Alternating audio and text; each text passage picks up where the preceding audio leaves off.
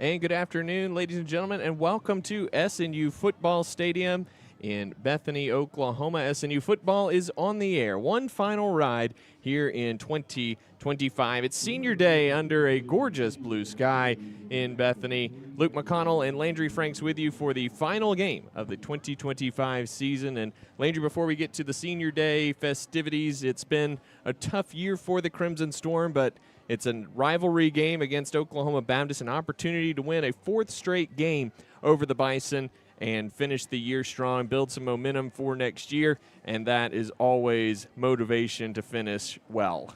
Yeah, absolutely. And, we saw some of that building in the loss against Harding last week, a really, really good Harding team. But the Crimson Storm came to play and gave them a run for their money, especially in that first half. And, two new quarterbacks getting some time under center, and certainly had some bright spots for this SNU offense. Certainly room to grow, but also room to have some success before you end the season. SNU comes into today's game 1-9 this year, looking to move to 2-9. The Bison come in 2-8, have had plenty of struggles in their own right this year.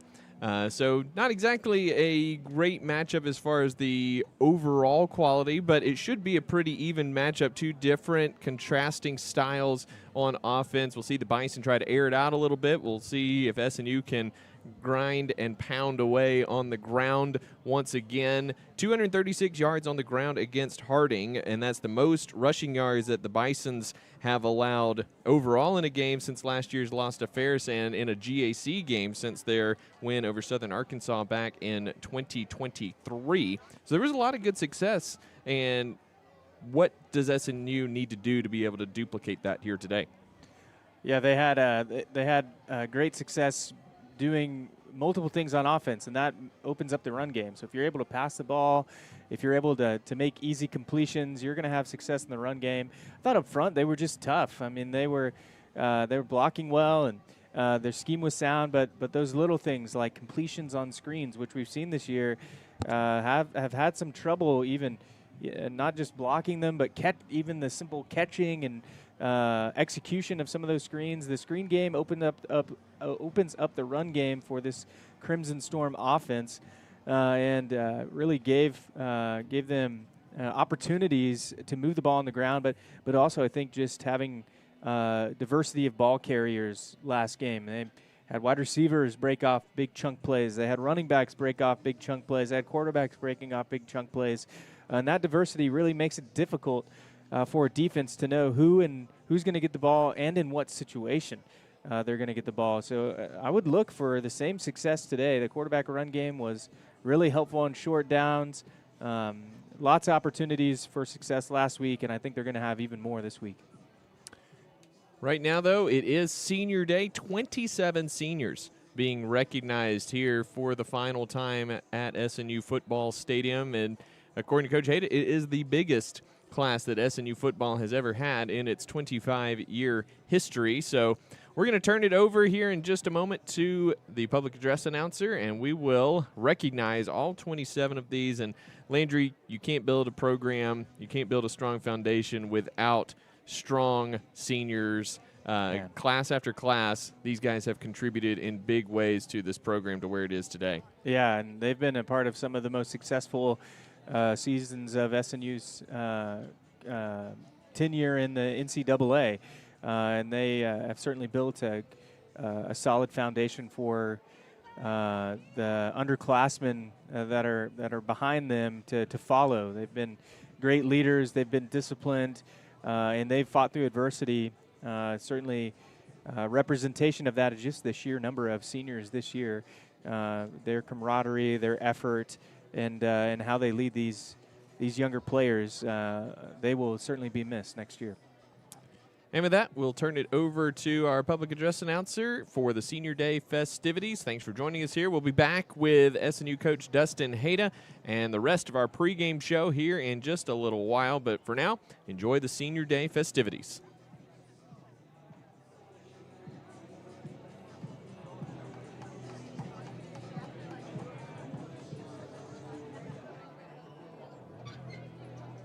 Equipment store fans, at this time we ask that you turn your attention to the field as we recognize our 2025 SMU football seniors. Our first senior is Jeremy Alcorn. Jeremy's being escorted by his mom, Natalie, his dad, Tony, and his sister, Samantha. His favorite memory during his time at SMU was doing freestyles in the locker room during a regular life his freshman year. Jeremy previously graduated from SMU with his bachelor's degree in communications and is currently working on his master's degree in sports management. After graduation, he plans to become a firefighter and a football coach. From Huntington Beach, California, let's hear it one more time for Jeremy Alcorn.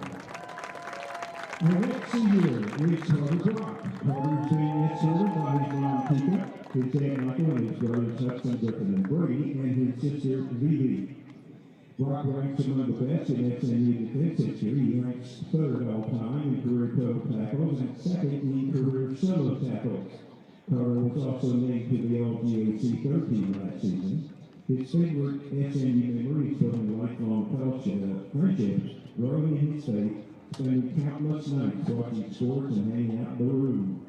Carter will graduate from SMU with a degree in exercise science with plans to be a graduate assistant and coach at the collegiate level. For Louisville, Texas, let's hear it one more time for Carter Brock. Our next senior is John Cantrell. John's being escorted by his mom, Robbie, his dad, Jason, and his sister, JC, and his girlfriend, Cosette. His favorite memory during his time at SMU is being what he at Baptist last season. And John will graduate from SMU with a degree in environmental science, and he plans to find a job after graduation. For Cedarville, Texas, let's hear it one more time for John Cantrell. Our next senior is Eddie Cardenas. Eddie is being escorted by his mom, Nancy, and his dad, Santos. His favorite memory during his time at SMU is the offensive line film room. Andy will graduate from SMU with a bachelor's degree in accounting and a master's degree in business administration. After graduation, he plans to work in accounting or finance. For Mesquite, Texas, let's hear it one more time for Andy Cardenas. Our next senior is Anthony Cox. Anthony's being escorted by his mom, Angela, and his dad, Alan. His favorite memory during his time at SMU is watching people move someone's bed from the dorms to the lake. Anthony will graduate from SMU with a degree in exercise science and plans to become a strength and conditioning coach after graduation. From Mustang, Oklahoma, let's hear it one more time for Anthony Cox. Our next senior is Mason Eaton. Mason is being escorted by his mom, Dawn, his dad, Dan, and his fiancée, Neely. His favorite memory at SMU is getting to participate in Bible studies and growing in his faith with his teammates and friends. Mason will graduate from SMU with a degree in business marketing. After graduation, he plans to get married and work in marketing. For Mason, Arizona, let's hear it one more time for Mason Ian. Our next senior is Bryson Evans. Bryson is being escorted by his mom, Becky, his dad, Monty, and his brother, Jace. He ranks in the top 10 in numerous all-time career categories, including fifth in all-purpose yards. His favorite SMU memory is leading the game-winning drive to beat Washington Baptist last season. Bryson will graduate from SMU with a bachelor's degree in finance and a master's degree in business administration. After graduation, he plans to enter the workforce and build a career in entrepreneurship. The Royals Hill Kansas is here one more time for Bryson Evans. Our next senior is Zach Hall. Zach is being escorted by his mom, Melissa, his dad, Freddie, his brother Samuel, and his wife, Reagan. His favorite SMU memory is the time spent with his friends and meeting his wife. Zach will graduate from SMU with a degree in social studies education and plans to teach and coach at high school after graduation. For Bison of Oklahoma, let's hear it one more time for Zach Hall.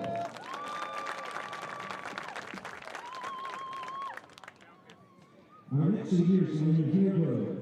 Lane's being escorted by his mom, Melissa, his dad, Steve, and his fiancée, Leanna. His favorite SMU memory is answering his call to answer. Lane will graduate from SMU with a degree in theology. After graduation, he plans to get married, serve God, and serve his country. From Pasadena, Texas, it's here one more time for Lane Hillgrove. Our next senior is Carson Hendricks. Carson is being escorted by his mom, Lacey, and his dad, Patrick. His favorite SMU member is going to the Heritage Bowl in 2023. Carson will graduate from SMU with a degree in business management and plans to pursue a master's degree while working at American Services Incorporated. From Bison of Oklahoma, let's hear it one more time for number 6, Carson Hendricks. Our next senior is Jamari Johnson. Jamari is being escorted by his mom, Bethany, his sister, Jacob, and his brother-in-law, Darius. His favorite SMU memory is growing faith with the SMU community and linebacker years with the guys.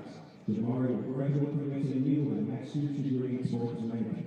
After graduation, he plans to be a coach and eventually become a district athletic director. From Houston, Texas, let's hear it one more time for Jamari Johnson. Our next senior is Austin Jones. Austin is being escorted by his mom, Amanda, his stepdad, Brad, and his girlfriend, Matilda. His favorite SMU memory is going to the Heritage Bowl in 2023. Austin will graduate from SMU with a bachelor's degree and a master's degree in exercise science. After graduation, he plans to get his strength and conditioning certification and become a strength and conditioning coach. From McConnell, Oklahoma, let's hear it one more time for Austin Jones. Our next senior is Carson Key. Carson is being escorted by his mom, Rosie, his dad, Chris, his sister, Kenton, Stephanie Key, and Peyton Jefferson. His favorite SMU memory is Hills 309. Carson will graduate from SMU with a degree in accounting and plans to become a CPA after graduation. From Landry, Oklahoma, let's hear it one more time for Carson Key.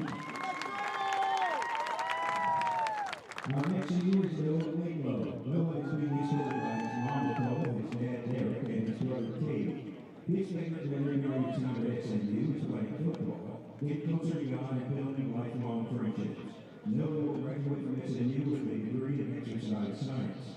After graduation, he plans to work and pursue a master's degree in business administration and healthcare.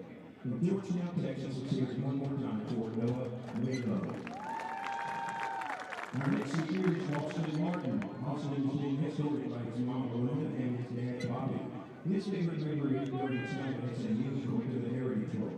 Austin will graduate from SMU with a bachelor's degree in exercise science and an MBA with a focus in healthcare administration.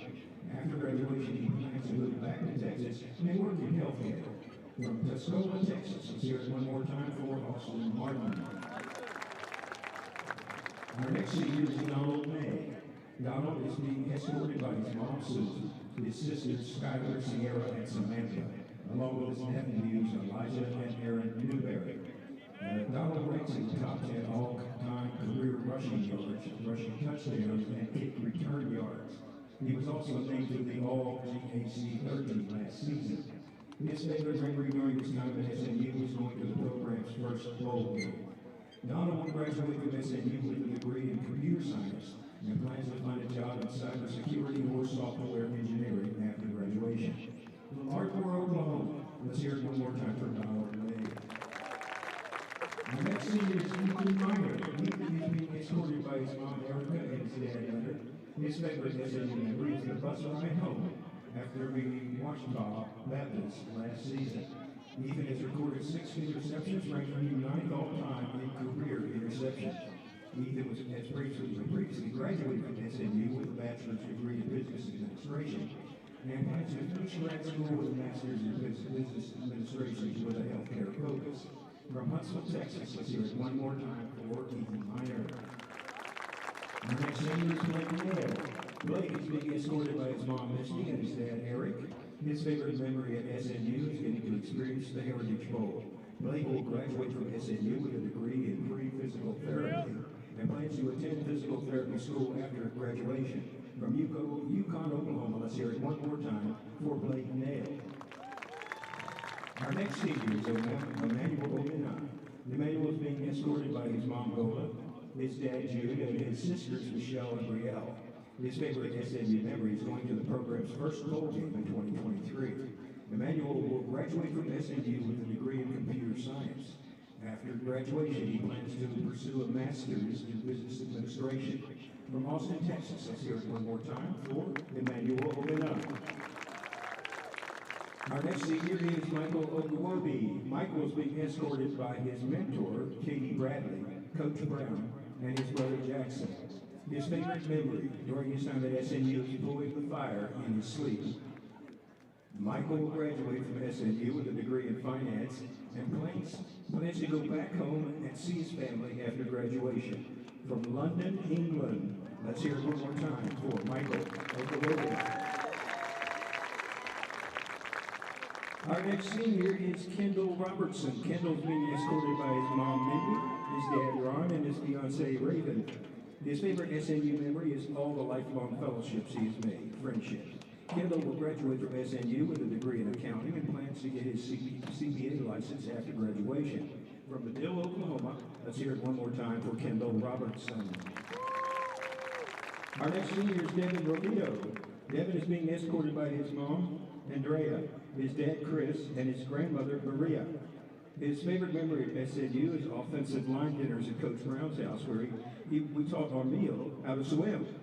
Devin will graduate from SNU with a bachelor's in computer science and a master's in business administration. After graduation, he plans to find a software engineering job in Oklahoma City, build and publish phone and computer apps in his free time. From Rancho Cucamonga, California, let's hear it one more time for Devin Romito.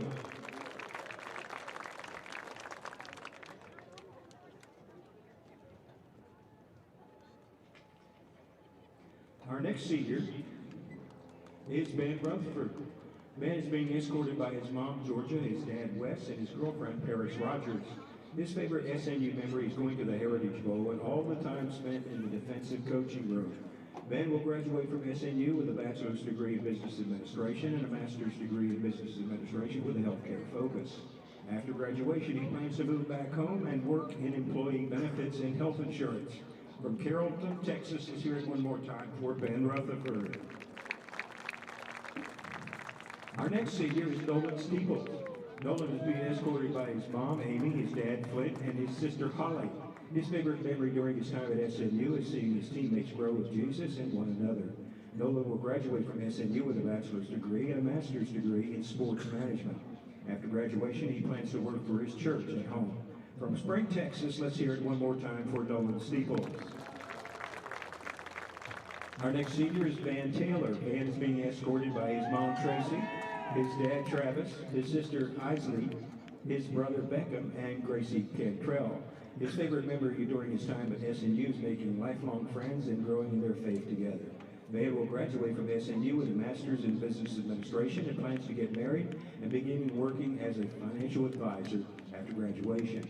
From Albert, Texas, let's hear it one more time for Van Taylor. Our next senior is Tate Upchurch. Tate is being escorted by his mom, Lucinda, his brother, his dad, Bart, and his wife, McKenna. His favorite SNU memory is going to Corsicana for the Heritage Bowl. Tate previously graduated from SNU with a bachelor's degree in sports management and will graduate with a master's degree in business administration. After graduation, he plans to move back home and start working. From Amarillo, Texas, hear it one more time for Tate Upchurch.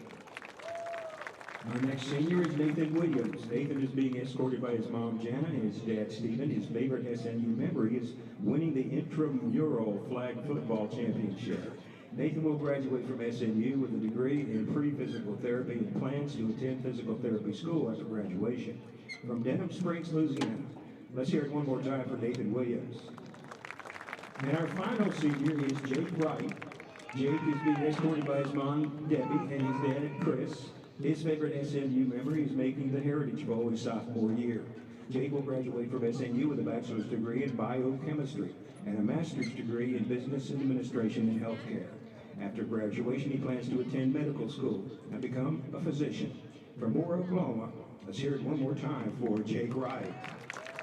Ladies and gentlemen, there are our seniors. Let's hear it one more time for your 2025 SNU football senior.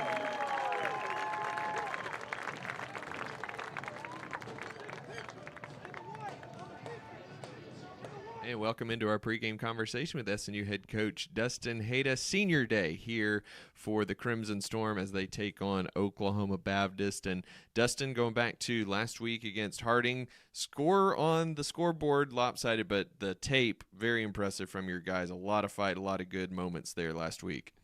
Yeah, that's all true. And when we went back and watched it, we really knew during the game I was really pleased with their physicality and the way that they got to the football on defense. Yeah, we gave up some big plays, and that was really our downfall in that defensively. Offensively, really physical the game. Probably the most physical we'd been in our blocking. We blocked well.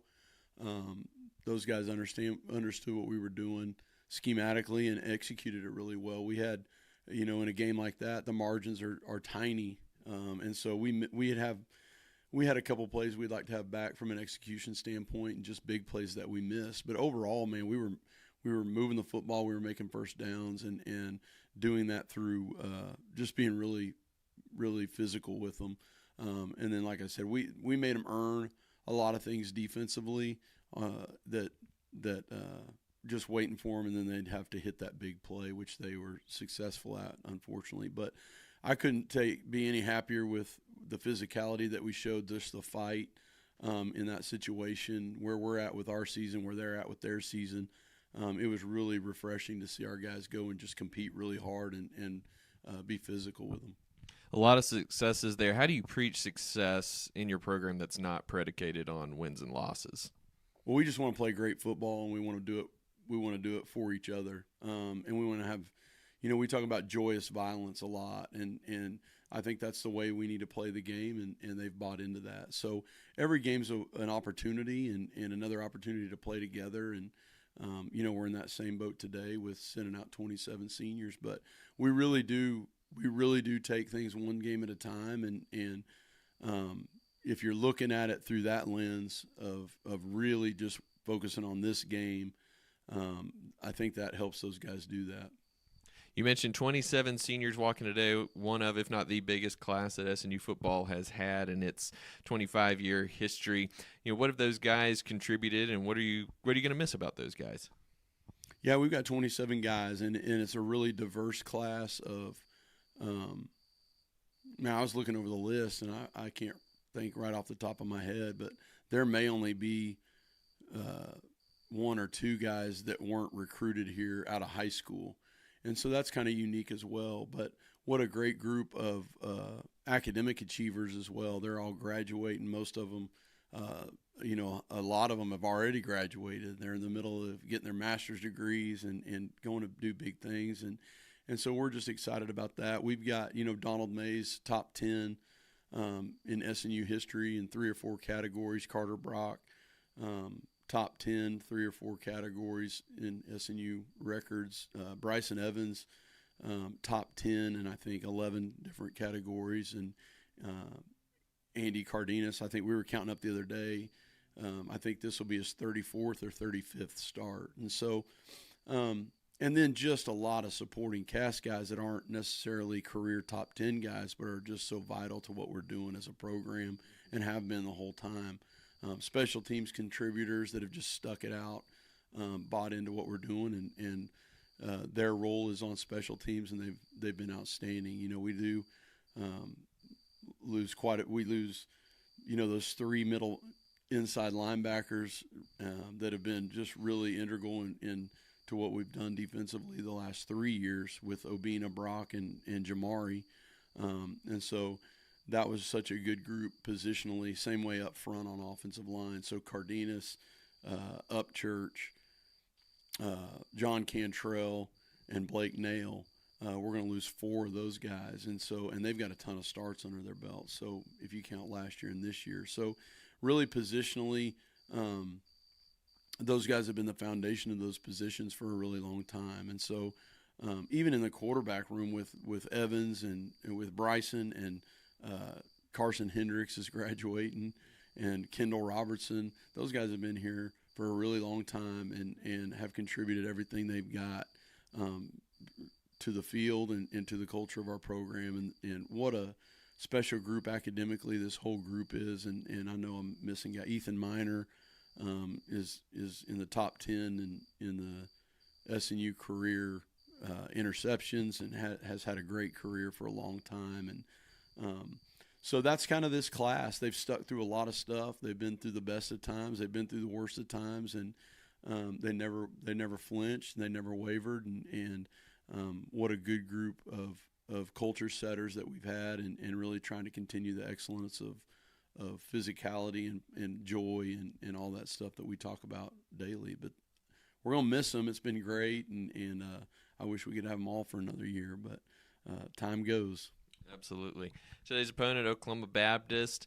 It's a rivalry game. It's been a short rivalry history just because of the short time of each school's football programs. But how do you guys kind of approach that rivalry aspect of this matchup? Well, we really don't. I think we spend very little time dwelling on opponents and opponent record and all that stuff. We really, really want to play great football.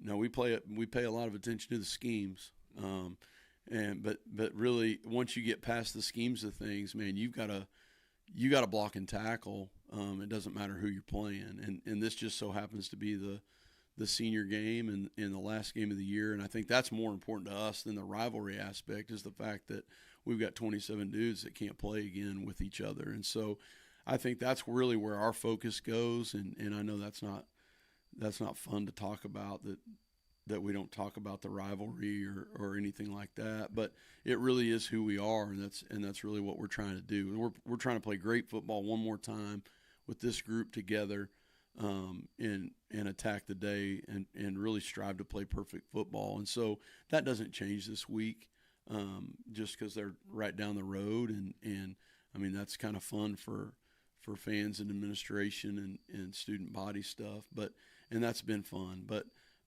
man, we just want to block, and we want to tackle, and we want to make first downs and be penalty free, and have them turn it over and us not turn it over, and the same stuff that I've talked about every single week. It's the same way, and that's really where our focus is for sure. Schematically, what can we expect from Oklahoma Baptist? They kind of had an up and down season, but certainly, any team's a dangerous team if you're not on those P's and Q's like you mentioned. Yeah, it is, and I think they've had the injury bug a little bit, and just it's going to depend who plays quarterback for them a lot on their offense. They'll throw it 35 to 45 times, and you got to be really conscious of that. Mix in some really timely runs as well, and so that's always a concern when a team is throwing it that much. You got a lot of one-on-one tackle opportunities and a lot of one-on-one coverage opportunities, and so those things can go one way or the other in the blink of an eye, and now you got a different ball game. And so that's really the stressful part on our defense for this week is we've got to be great tacklers in space, and we've got to stop the run early without getting the back end too involved. And so defensively, that's kind of where our focus is. We've got to run and tackle. We've got to get extra guys to the ball when there's a ball carrier in the passing game. And so that'll be important. Offensively for us, they're going to run a 3-3 stack with wide guys. They're going to run a 4-3. You really don't know when you're going to get which, but so you've got to be prepared schematically for both of those things. You've got to identify and match on the perimeter with the things that we're doing. You've got to identify you've got to identify the perimeter blocking, but you also have to identify the read guy. So that changes a little bit from time to time. And so those are important for us, but really the basics of it, and everybody loves to hear it, but you got to block, and you've got to block for a long time, and then you've got to tackle on defense. And then offensively, we've got to be a tough tackle. So we talk a lot about yards after contact, making guys have to tackle you and be a tough tackle while at the same time maintaining your ball security. And so those are really keys for us on offense, and schematically it is what it is. We see something different every week. A lot of times we see something different than even what we've seen on film. So these guys have been really good identifying and picking up scheme changes during the game. And so, we'll be ready to attack whatever we see, but we got to block, and we can't turn the ball over. We can't have penalties. Absolutely. Well, Dustin, thank you so much for your time as always, and best of luck today against the Bison. I sure appreciate it. Thanks.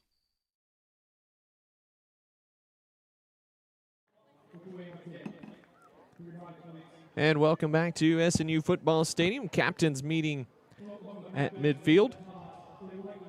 Oklahoma Baptist won the toss. They will receive, so the Bison will start with the football. And Landry, as we count down to kickoff, a couple keys to this one. First off, for SNU defensively, Oklahoma Baptist going to try to throw the ball all over the yard, and they're going to do that in a variety of ways. They've played a couple different quarterbacks this year. It'll be Chad Masco, who is going to get the start today, and they'll throw it a lot, but Coach Hayda mainly concerned with that RPO option and where SNU is going to have to be disciplined and careful about coming down into the box and leaving things open on islands. Yeah, run-pass option is an option for a reason, and the more options they have in an RPO, the more success the Bison can have. So if you're SNU's defense, you got to stop the run. You got to be committed to stopping the run so that you're able to defend the pass. But if OBU gets out and runs, they're going to have opportunities to have success in those run-pass options. So SNU's going to need to be, in particular, with their front six, they're going to need to be really disciplined and really physical to start this game.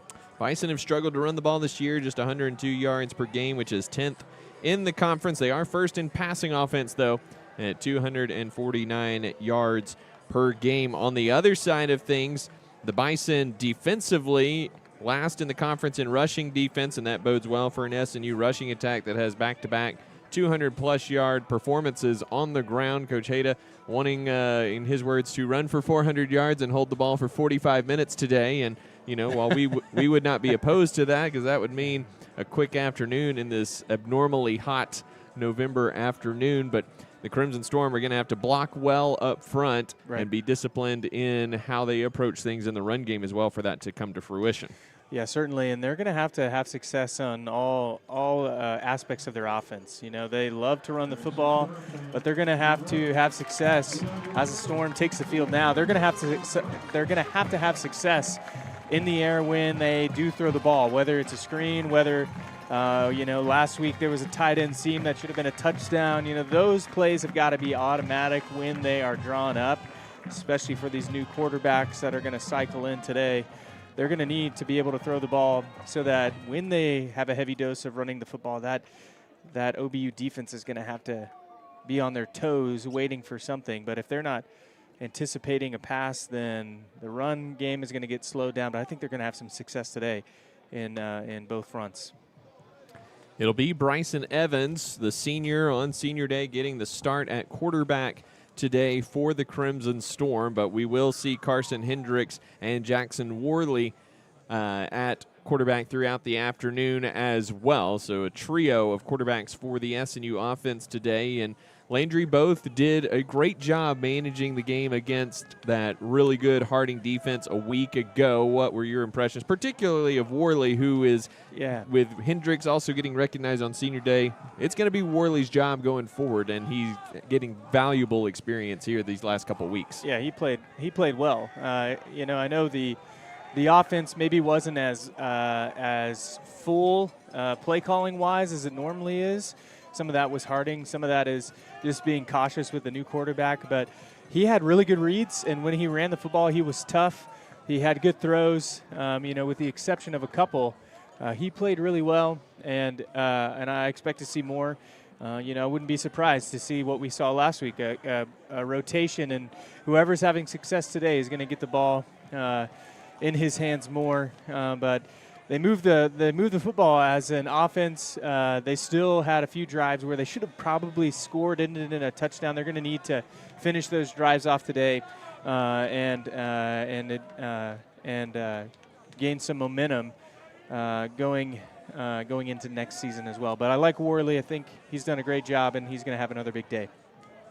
Cameron Van Proyen has this teed up right at the middle of the field on the 35-yard line. Back deep to receive for the Bison is Matthew Young and Garrett Vaughn. Matthew Young, 103-yard kickoff return for a touchdown last week, a school record for the sophomore out of Rockwall, Texas. I would imagine that Van Proyen's going to keep that one away from him, and he does send that toward Vaughn. It goes over Vaughn's head into the end zone, and that's going to be a touchback for the Crimson Storm. So the Bison will start 1st and 10 at their own 25-yard line. And we'll get a first look at this SNU defense. Seniors abound, especially in that middle, or especially in that linebacker group. All 4 of the starting linebackers today, Ben Rutherford, Jake Wright, Carter Brock, Emmanuel Obina, all recognized earlier today in the Senior Day festivities. And the Bison come out in a 3-by-1 set, 3 to the right, 1 to the left. And Deuce Wise, the Arkansas Tech transfer, in the back with Chad Masco. Masco gives it to Wise, picks his way around the right side, and he's taken down after a gain of 3 by Obina and Jake Wright. Early commitment to the run by OBU, but you'll notice they're going to run routes just about every time they run the football. They're going to have plenty of options each play. 2nd and 7. Masco again to Wise, and he's met in the hole by Carter Brock, but a good carry by Wise up to the 32-yard line. That's going to bring up a 3rd down and 3 here on this opening possession for Oklahoma Baptist. Yeah, and kind of a weird formation by the Bison. They had Trey on one side with the tight end, so kind of an odd quads look, and they ran away from that. Trips in tight on the right. Masco gives to Wise, finds a gap off the right side, and runs over Elijah Simons up to the 43-yard line. Pickup of 11 on the play and a 1st down for Oklahoma Baptist. Bison trying to set the tone early that they're going to run the football. You got to stay disciplined here if you're the SNU defense. Luke, you mentioned it. It was Trey, but also another quad look. They had the tight end on the end of the line of scrimmage on that one as well. And they have stack on both sides. Wise finds space off the left side, and a big carry of 10 yards down to the SNU 47-yard line. It's enough for the 1st down, and the Bison quickly to the line of scrimmage. And they're forcing SNU's defense to be stretched wide.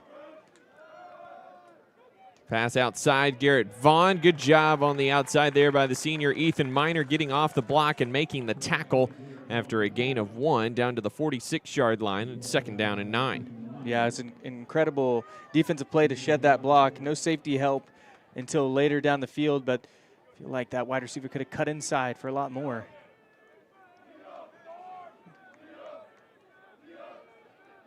Thomas motions in, and here is Wise. Another big carry off the left side of that offensive line. 8-yard gain down to the 38-yard line. Brings up 3rd down and 1 for Oklahoma Baptist. We haven't seen any blitzes by the Storm yet. We've seen them really respecting the pass game of this Bison offense. And the Bison have only thrown the ball 1 time, and it was basically a run play, Luke. Everybody in tight on this 3rd down. Masco gives it to Wise into the teeth of the defense. Doesn't get much, but he does have enough for the 1st down. 3-yard pickup to the 35-yard line. The Bison continue to move well here. Nearly 3 minutes gone by in the 1st quarter. Yeah, and I think they've run just as many formations as they have plays so far. Here's Wise off the right side, has space, cuts it back inside. And another gain of 10 for Deuce Wise, and maybe fortunate there for SNU. Looked like Wise had an alley to the right side, and instead cut it back against the grain and was taken down by Simons. Yeah, you have a pulling guard leading the way, kind of hitting that kick-out block. He had plenty of space to run. Yeah, the turf monster saved a touchdown. So 1st and 10 Bison at the SNU 25-yard line. This drive started back on the Bison 25. Here's Wise, hesitates in the hole, and he who hesitates is lost. So he's taken down. No gain on the play. Julian Campos knifing into the backfield, along with Drake Kilman on the tackle, and Campos comes up a little lame, but Bison don't sub, so SNU unable to get a sub here as well for Campos. Yeah, Ethan Miner came on a blitz. I think it was Ethan Miner. That's the first pressure we've seen from the Storm today. Masco, RPO back to pass. Pass is incomplete. Good coverage there on the outside. He was looking for Jake Perry. A good coverage out there by Kobe Nichols, a junior out of Lawton. little bit of hand fighting out there, but yeah, officials don't throw the flag, so yeah, great defense. No need to throw the flag there. Pass isn't on target either way. It's a big third down, and yeah, OBU's had their way, but they haven't been in a position like this yet. Here early, chance for this Crimson Storm defense to bend and not break. 3rd and 10, 3 wide receivers left, 1 to the right. Masco takes the snap, back to pass, has time, checks it down in the flat to Deuce Wise. He's tackled immediately by Emmanuel Obina. Gain of 1 on the play, brings up 4th down and 9, and the field goal unit will come on. Carter Lowry, the sophomore out of Norman, 10 of 16 on field goals this year with a long of 53. 10 field goals, a single season record for Oklahoma Baptist. But most importantly, Landry, good coverage down the field on that 3rd down. Yeah, I think they're trying to get a more median play for 4th down so they don't have to kick the field goal. 33-yarder.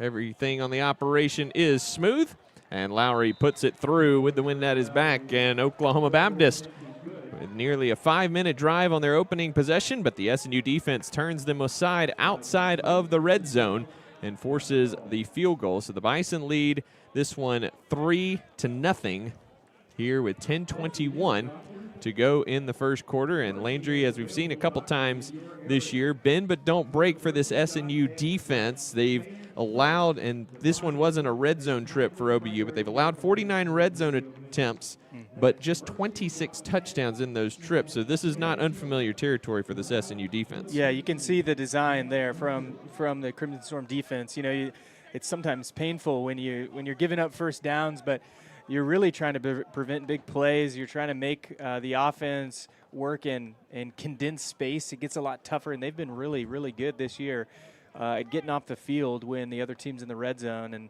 yeah, like you said, certainly wasn't in the red zone, but 2 great plays on 2nd and 3rd down to really force them into a tough down and distance and make them have to kick the field goal. Chromo Collins and Devon Sparks back deep for SNU. Lowry has this teed up. Lowry is he's listed at 130, but talking with OBU play-by-play man Todd Miller before said that he had a talk with Carter, and he assured him he's over 140. But he is a skinny guy, that's for sure. High end over end kick comes down to Sparks at the 5. Sparks looking to the near side, and he's taken down from behind there by Colt Humphrey, number 45 for Oklahoma Baptist, who has a few words for the SNU offensive huddle before heading back to his side of the field. It is a rivalry game. We've seen some feisty things over the past few years, Landry. Yeah, you could say that. Yeah, there's always a bit of chippiness, you could say, mutual respect that sometimes boils over into mutual aggression. I don't know, something like that. But these two teams play each other well. The last few games we've had the privilege of being a part of have been excellent football games. I certainly expect that today. Bryson Evans gives to Caden Manuel right up the middle. He goes, and Pyle moves up to the 28-yard line. It's a gain of 6 on 1st down for the redshirt freshman out of Sealing, Oklahoma. And Evans, the senior out of Wichita, Kansas, getting the start today on Senior Day. He'll start the second half as well, according to Coach Hayda. 2nd and 4, Conway the tight end to the left side of the formation. Evans keeps it himself. Right up the middle he goes, and he's got space. He's off to the races. End zone ahead for Bryson Evans. 72 yards and a touchdown for the Crimson Storm. And Bryson Evans not even touched on that play. Incredible. What a way to start Senior Day here in Bethany. Bryson Evans taking it 70-plus yards for the go-ahead touchdown. Credit to this offensive line that cleared out the Red Sea for him to run through. Man, if you were writing a script for Senior Day, it would be exactly that. A fantastic run, like you said, Landry, great blocking up front by the Crimson Storm offensive line. You'll see it here right in the middle. You got 2 lead blockers paving the way. Bryson Evans, nobody even comes close to him. So with 9:35 to go in the first quarter, our new score, Southern Nazarene 7, Oklahoma Baptist 3. Timeout on the field. We'll take it as well and be back after these messages. Renew is the University Counseling Center. We are located at 6710 Northwest 43rd Street, just north of the Webster Commons. Renew offers a variety of services, including individual counseling, couples counseling, and psychoeducational workshops. The first 5 sessions for students are free, and students will never pay more than $10 per session. Faculty counseling is just $40 per session. Renew is open Monday through Thursday from 9 a.m. to 8 p.m. and Fridays from 11 a.m. until 6 p.m. For more information, visit renew.snu.edu or email renew@mail.snu.edu. Welcome back to Bethany. 2 plays for the Crimson Storm. 78 yards, the final 72 of those coming on a Bryson Evans scamper right up the middle for the touchdown, and SNU leads 7-3. Great start to this one between these 2 rivals, and Cameron Van Proyen set to send this one back to the Bison. We'll see if the SNU defense can have a little less bend on this possession after giving up 49 yards on the first drive. Going to be fielded in the end zone by Robert Waters, picking his way up the middle. Flag flies, and he's taken down at the 29-yard line.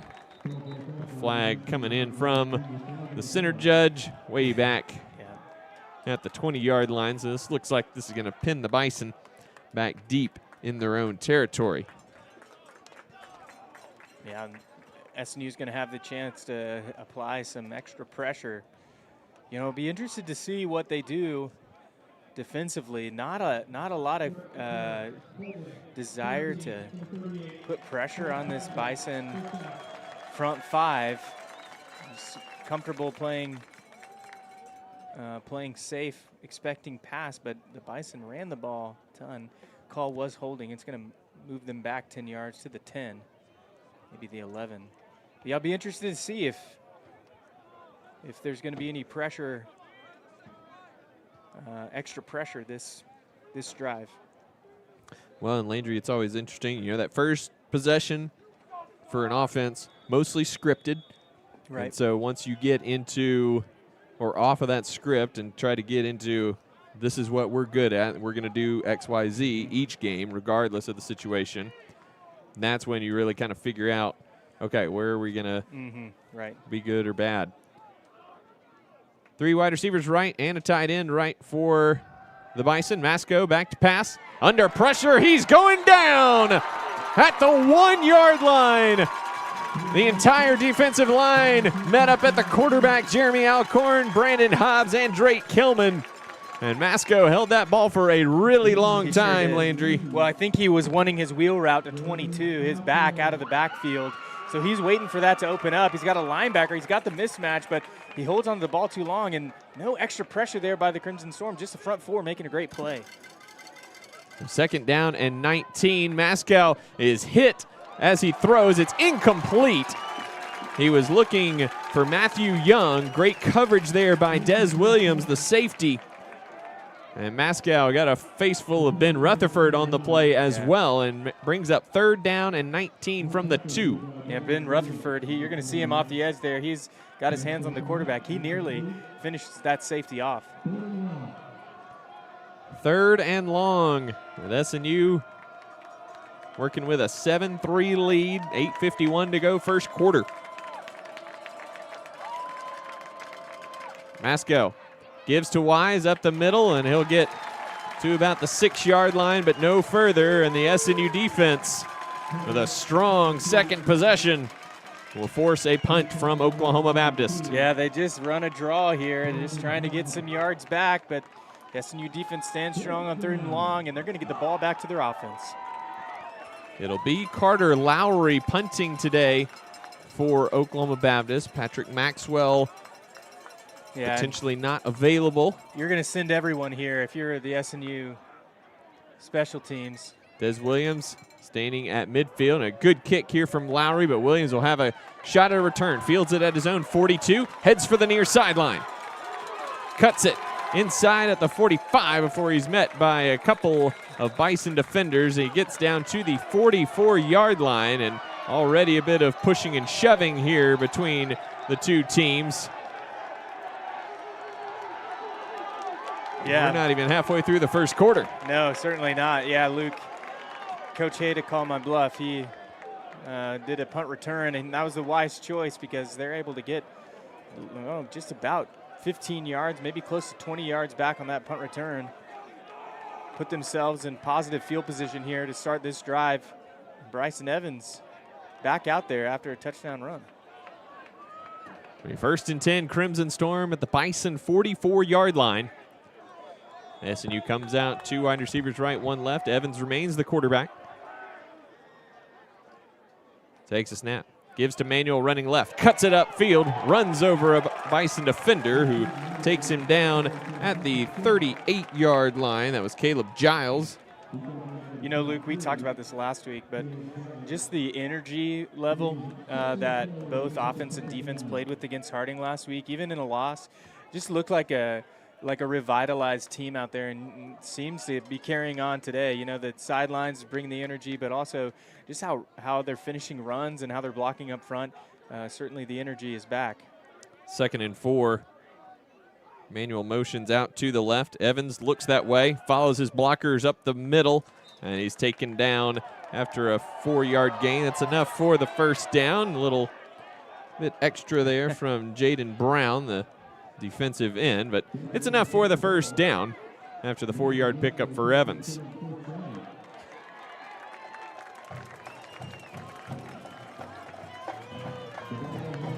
First and 10, Crimson Storm at the Bison 34-yard line.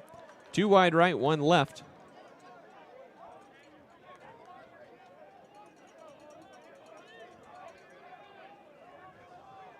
Evans fakes the give on the sweep. Back to pass, has time, now in trouble, throws it over the head of Braxton Bird, incomplete into the SNU bench.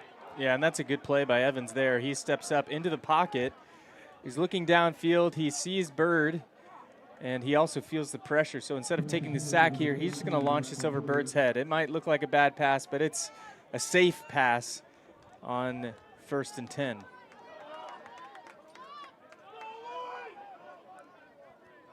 Second and 10, Crimson Storm. The give is to Manuel off the right side.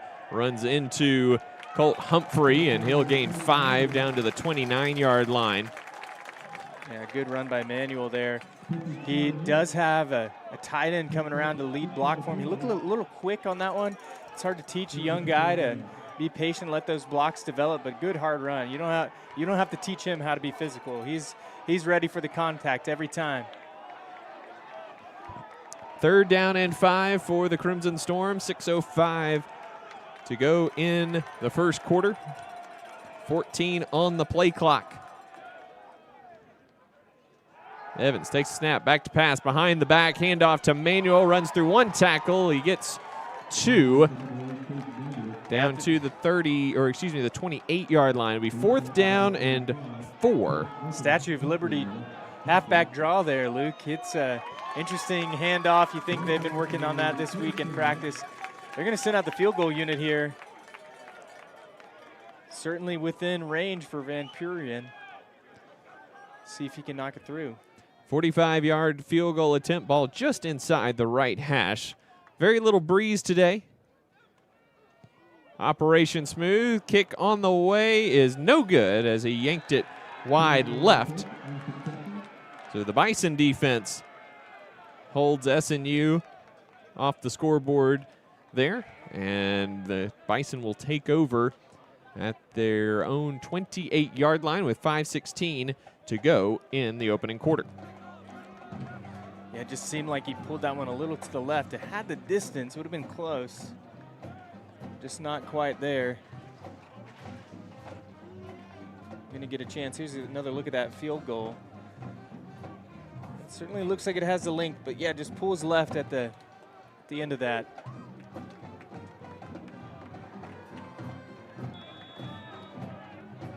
Fast-moving quarter, Luke. Both offenses controlling the ball on the ground. 1st and 10, Bison. Masco takes a snap. has a man deep down the field. It's Garrett Vaughn, off his hands, incomplete. Had to stretch for it just a little bit, but he's got to bring that in. He does. If he catches that, he's running all the way into the end zone. We're going to see it again here. Long developing play. Yeah, he's got to bring that in. It hits both his fingers. His wide receiver coach is definitely going to let him hear about that in film review on Monday. So a break there for the Crimson Storm on first down. 2nd down and 10. Here's Edric Lambert, the running back. Good carry on 2nd down up to the 35-yard line. A gain of 7 on 2nd down. Will bring up a manageable 3rd and 3. Yeah, this 3rd and 3, you kind of have everything in your playbook open. I would expect to see an RPO, just a true RPO, maybe slants across the middle, something they feel really comfortable with, where they can hand it off or pass to get the distance, make those linebackers choose. Masco turns, gives to Lambert, probing the right side, dives through all the mess, and he's got enough for the 1st down as he is marked down right at the 33-yard line. Yeah, just barely got through. I thought the defense had him short. He squeezes through. We'll see it again here just at the last second. He's going to dive, just get a couple extra feet for the 1st down. So 1st and 10, Bison at their own 38-yard line. Again, 2 wide receivers stacked to either side. Masco back to pass. Checks it down to Lambert in the flat, and he's taken down immediately by the senior Jake Wright. Gain of 2 up to the 40-yard line. And it's always fun to watch Jake Wright go low and immediately be able to tell that he was a wrestler in high school. That's right. Yeah, nobody's going anywhere when Jake Wright latches on. What I loved about that play from Jake Wright, he collisions a first wide receiver, so the first option for the quarterback, he reroutes, which is something we've seen them try to work on this year, and then he goes to the check down and makes a play. 2nd and 8. Lambert scoots out of the backfield, and it's Masco up the middle. Lost the football, and the officials have thrown the beanbag. It's a fumble, and I think SNU's got it, and they do. Brandon Hobbs comes up with the turnover. Masco not a tremendous runner this year. Yeah, and that's a quarterback designed run. They're going to motion the running back out, and it's just quarterback power. Let's see. He's got the ball. Yeah, it looks like it might be on the ground right here. Hold it there. You can see it right there on the ground. I think that's going to be SNU football. Hobbs very quickly all over it. No challenge flag from Chris Jensen across the way. So SNU forces the first turnover of the ball game. The 7th lost fumble of the season for the Bison. Here's SNU. Devon Sparks gets outside, hurdles into the SNU bench, and the SNU bench fired up down there on the near side. It's a 10-yard gain down to the 33-yard line, and a 1st down for the Crimson Storm. Yeah, Sparks has been great, hasn't he? Last week he scores a touchdown, has a great touchdown reception too, and this week. Bubble out to Sparks. It falls incomplete. Coach Hayda. Yeah, it's upset about something. I think he was saying that SNU did not sub, but the officials had the center judge over the ball, and Coach Hayda did not like how long that took to get him out of the formation. No. Yeah, after a successful play, you generally want to go quick. He's frustrated that that option wasn't afforded to him, and he didn't really have a good reason why it wasn't. 2nd and 10, 2 wide right, 1 left. Here comes Bird in motion to the top of the formation. Evans gives it to him, trying to get outside. He had it poked away from him by Daniel Aiola, and it's a loss. It goes out of bounds. Loss of 2 back to the 35-yard line. Yeah, SNU lucky on 2 accounts there. There's definitely a hold by Conaway, the tight end. That's kind of masked because the wide receiver comes and helps chip. And Bird luckily fumbles that ball out of bounds. But it's going to be an interesting 3rd down. Maybe you're thinking 2-down territory here. Maybe you want to play it safe. 3rd and 12. Evans back to pass, has time, looking to the outside. He's got his man. That's Cotton Tanner, and he's down to the 24-yard line. Is that going to be enough for the first down? It is just short, is the ruling. It'll be a yard short, 4th and 1 for the Crimson Storm. And the power package comes in. Isaiah Gaddis, the second tight end on the field. And Manuel will be the one taking the snap for SNU. Cameron Anderson, the backup running back, also out there right now for the Crimson Storm. SNU comes to the line, 10 on the play clock, 1:50 to go in the first quarter, 7-3 Storm. 4th and 1. Manuel takes a snap, gives to Anderson. Right up the middle he goes, dodges a tackler. He'll find the end zone. Touchdown, Crimson Storm. Yeah, I love that, Luke. I was thinking in my head, I think every single time we've seen the Wildcat this year from the Storm, the Wildcat has been just a direct quarterback power with Caden Manuel, and this week we see him hand the ball off. I think OBU is keying in on Caden Manuel, and for him to hand the ball off, threw him for a loop, and SNU's gonna waltz into the end zone for the second touchdown here early in the first. First touchdown of Cameron Anderson's career comes with 1:38 to go in the opening quarter and gives SNU a 14-3 lead over Oklahoma Baptist. Yeah, just an incredible start to this game. Cameron Anderson running in there. And both touchdowns, Landry, right up the middle of this Oklahoma Baptist defense. Yeah, and this is what SNU, when their offense is really clicking, is what they do. They torment teams with how their speed on the outside, with stretching plays to the outside, that you have to really commit to the outside, and that leaves the occasional handoff right up the middle. You know, they're reading those things. They're making decisions based on the things. I'm sure Caden Manuel had an option there to keep it, but they're seeing something with this OBU front four, where it just seems like the middle of the field is just wide open on some of these plays, and they've had tremendous success here early. Just credit to this offense. Bryson Evans on that 3rd down to make that manageable. Good throw, good catch. Nearly a first down there, but you know, Luke, I knew this was going to be a good game. I don't think I'd have drawn it up like this. 78-yard touchdown run, a fumble recovery, a near fumble recovery for OBU. I mean, just feel like we've had a whole game's worth of events here in just this first quarter. Well, if you're SNU, you got to feel like it's deja vu all over again. The last 3 have been SNU blowouts. 56-21 back in 2022 in Shawnee, and then the last 2 games here in Bethany and in Shawnee last season, 49-21 SNU, and the Crimson Storm have really just been able to bludgeon the Bison on the ground in all 3 of those, averaging 337 yards on the ground per game over the 3 wins in a row for the Crimson Storm over Oklahoma Baptist. Certainly, yeah, they've had some success for sure against the Bison, the phonetically correct Bison. That's right. Yeah. Props to OBU for doing things the right way. Luke's never-ending endeavor to make sure Harding knows that Bison is not, the plural form of Bison is just Bison. That's right. Masco swings it out to the leading receiver in the conference, Nick Harris, on the screen pass. Just a gain of 1 up to the 26-yard line for Harris. First in the conference, 45 receptions, 688 yards. Tied for 3rd with 4 touchdown receptions this year as well. That brings up 2nd down and 9. Masco gives to Wise, finds a big hole around the left side. Nice move to the outside, and he's finally taken down from behind by Julian Campos, tracking down the play from his defensive line position up at the 38-yard line. Yeah, Campos saves a touchdown here. He's going to trace all the way back. That's just an effort play. He's going to dive and just barely, I think, grab the belt of the running back, but everybody's out of position there. There's almost more space for him to run.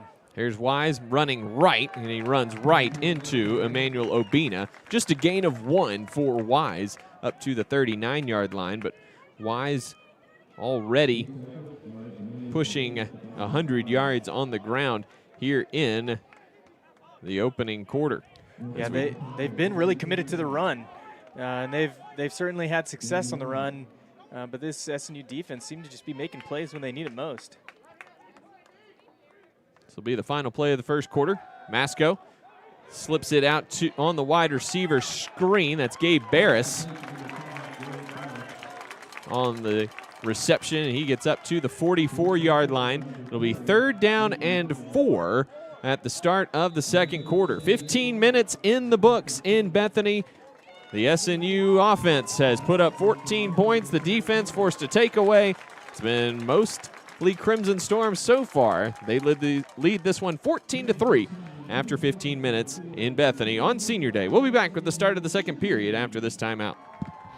Since 1899, Southern Nazarene University has been shaping lives through Christ-centered education and community. At SNU, learning is personal. Our professors know your name and care about your future, preparing you to live with purpose and serve with compassion. At SNU, you'll experience a vibrant campus life with long-standing traditions, competitive athletics, and service opportunities to make a difference in the world around you. Life at SNU is about growing, academically, socially, and spiritually. Experience a purposefully different education at Southern Nazarene University.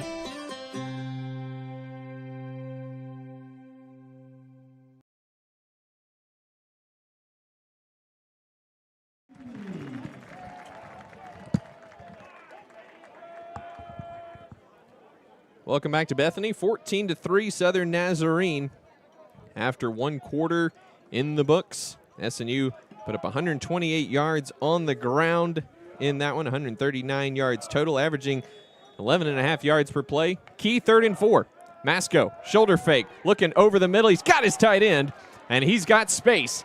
Down the far sideline. Can he outrun the defense? No. Tyler Ulrich tracks him down in the red zone at the 15-yard line, but a nice play there and reception by Hayden Thornton, the sophomore out of Oklahoma City. Yeah, it's really, really cool play design. It's just a fake screen to the tight end, and then it's going to come back.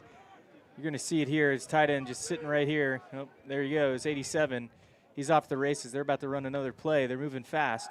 1st and 10. Mascow felt backside pressure and slipped down. Ben Rutherford will get credited with the sack, a loss of 4 back to the 19. And Landry, Hayden Thornton, the pride of Putnam City North. A little bit of PC North ties between the two of us, with my kids going there and you having a little coaching experience at PC North. Yeah, absolutely. Great player. It's great to see him playing at the next level, too. Yeah, Hayden, tremendous athlete at Putnam City North. 2nd and 14. Mascow turns, gives to Wise, has space around the right side. It's Jake Wright latching on and bringing Wise down from behind after a gain of just 1 back to the 18-yard line. So it's 3rd down and 13 for the Bison. And once again, Landry, SNU bowing up inside the red zone. Yeah, and they're putting the pressure on OBU in these big downs to expand their playbook, to get them off rhythm. And they certainly have the chance here. They've got to stay committed to their coverages here, to not bite on anything. Opportunity to force a field goal. 3rd and 13. Masco swings it out to Wise in the flat, puts the shoulder down, and Williams takes him down at the 10-yard line for SNU. It'll be 4th down. We'll see what the Bison elect to do here. You think they're probably going to try to get them to jump off sides, but man, I think this is manageable 1st down territory. At least I think the Bison think that. They're going to put their offense on the field still. 4th and 5. SNU has had a few issues jumping offside this year. Let's see what the Crimson Storm are able to do from a discipline standpoint. Masco turns, fakes the give, and he's hit from behind. The ball falls incomplete. It was Jake Wright and Rutherford, the seniors, sandwiching Masco as he went to pass. Rutherford got there first and forced the incompletion, and the defense holds again. Yeah, I think Rutherford his tackle is gonna prevent that 4th down. But Jake Wright gets his fingertips on that pass to make sure there is no doubt.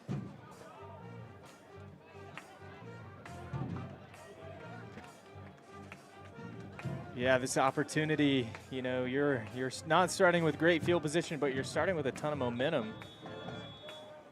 If you're the Crimson Storm, we're going to see a new quarterback here for the Storm.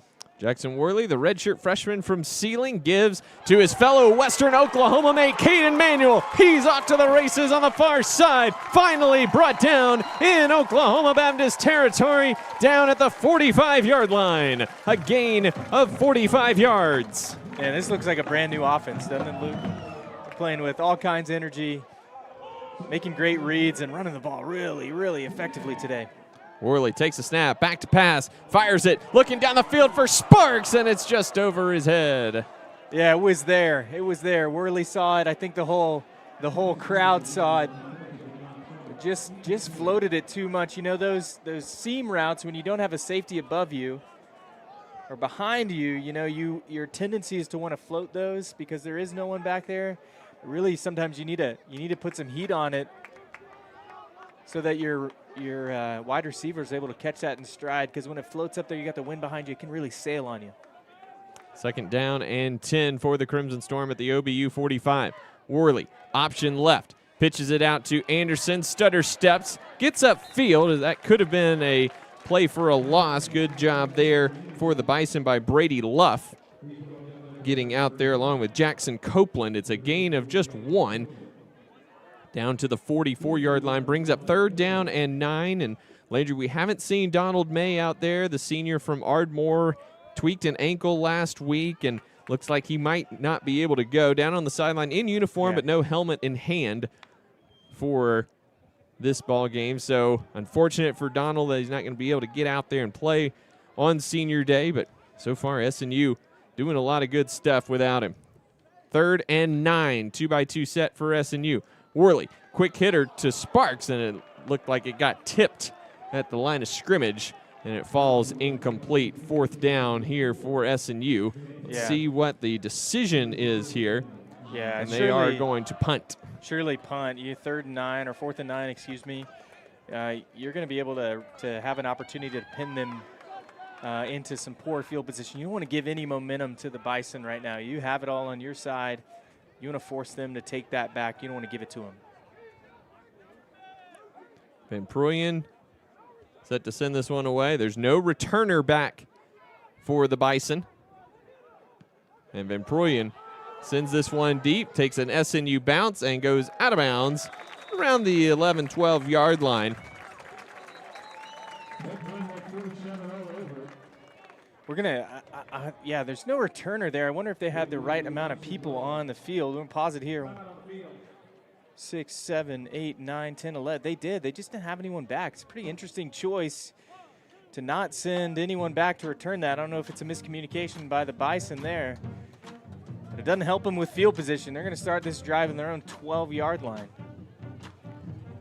So the Bison defense, after giving up the 45-yard run to Caden Manuel, bow up a little bit and prevent the Crimson Storm from generating more points. The SNU defense playing with a lot of momentum right now. A turnover and then a turnover on downs on the last 2 possessions for the Crimson Storm, as the Bison averaging 4.5 yards per play so far. SNU up to 11.5 yards per play. 16 plays, 185 yards. But still 0 for 3 on 3rd downs, Landry. That'll need to get corrected if SNU wants to hold on to the ball and continue their flow offensively. Yeah, and I think anytime they've gotten the Bison behind the chains, like on down and distance, if it's been a longer 2nd or 3rd down, they've really, really struggled. Their offense seems to really only excel when they're on top of the down and distance. Masco turns, gives to Lambert. He's got space up the middle and a big run on 1st down for Edric Lambert up to the 23-yard line. 11-yard pickup on 1st down. Gives the Bison a 1st down on that carry. Bison have run the ball effectively so far, 75 yards on 19 carries. Have not been airing it out as much as we expected. Here's Lambert into the middle of the defense. Campos and Rutherford combined for a stop after a 2-yard gain. Yeah, and that's what SNU needs. They need to limit this run, force OBU to be one-dimensional. When they've had OBU in one-dimensional plays, they've had really good success putting pressure on this quarterback, but they're going to have to be consistent. 2nd and 8. Masco back to pass. Has time. Fires it down the middle of the field. It's caught. Matthew Young up at the 46-yard line. Went up for it in front of Elijah Simons, and a nice snag there. They'll mark him down at the 47-yard line, but it's enough for the first down. Yeah, really good throw, even better catch. It's not a lot of pressure. SNU's only sending 3 because they got all these guys in coverage. They got 6 guys around this one wide receiver. It's just a really great throw. 1st and 10 at the 47 of Oklahoma Baptist. Masco takes a snap, back to pass. Looking down the near sideline, and a nice defensive play. Kobe Nichols got that left hand up and knocked it away. That was picture perfect. Yeah, textbook. You're right, Luke. I mean, he's going to feel the wide receiver turnaround. You can't see it here, but he's going to flip his head around. Then he's going to get his hand up and bat that ball away. That's how they teach it. Looking for Donovan Dixon, the senior out of Sugar Land, Texas. Makes it 2nd down and 10. Masco gives to Lambert. Up the middle, breaks through a couple tackles, and he's got enough for the first down. An 11-yard pickup down to the 42 of SNU. Carter Brock missed a spot in the hole, and Lambert able to take advantage. 9:20 to go, first half, 14-3, Southern Nazarene with the lead over Oklahoma Baptist, but the Bison driving once again. Masco, screen out, Nick Harris, missed tackle, and another missed tackle, and a third missed tackle, and Harris able to evade a trio of Crimson Storm defenders, and what should have been a no gain or a loss ends up with a 5-yard pickup down to the 37. Yeah, I think Jake Wright is the first one to make contact on him. He's got to have this here. Excuse me, not Jake Wright, but Jake Wright has him right here. There's 3 straight defenders for SNU that should be cleaning up that tackle. That first point of contact has got to be sure. Even if you can't bring him down, you got to hold on. Masco gives to Lambert. Again, runs through a couple ankle tackles down to the 32-yard line, and it is enough for the first down. As the Bison move the chains, they continue to do a great job finding success on the ground here in the first half. Yeah, and they're moving the football. They just can't finish the drive. This defense starting to look tired for the Storm. Free play here. Masco checks it out to the far side. Matthew Young catches it and turns upfield and is out of bounds at the 19-yard line. Another big pickup for the Bison as they enter the red zone for the 2nd time today. Yeah, OBU playing with some confidence. Each chunk play seems to get this defense more and more on its heels, see if they can hold up in the red zone. 1st and 10 Bison at the SNU 19. The give is to Deuce Wise running around the right side. He's belted at the 10-yard line. Elijah Simons came up with the big hit, but it was still a gain of 9. Now the center, Giannis Daniel, has lost his helmet, so Marco Herrera is going to have to come on for this 2nd down and 1 play. Here's that hit. Yeah, good physical play by both offense and defense. 2nd and short. Man, SNU really needs a negative play.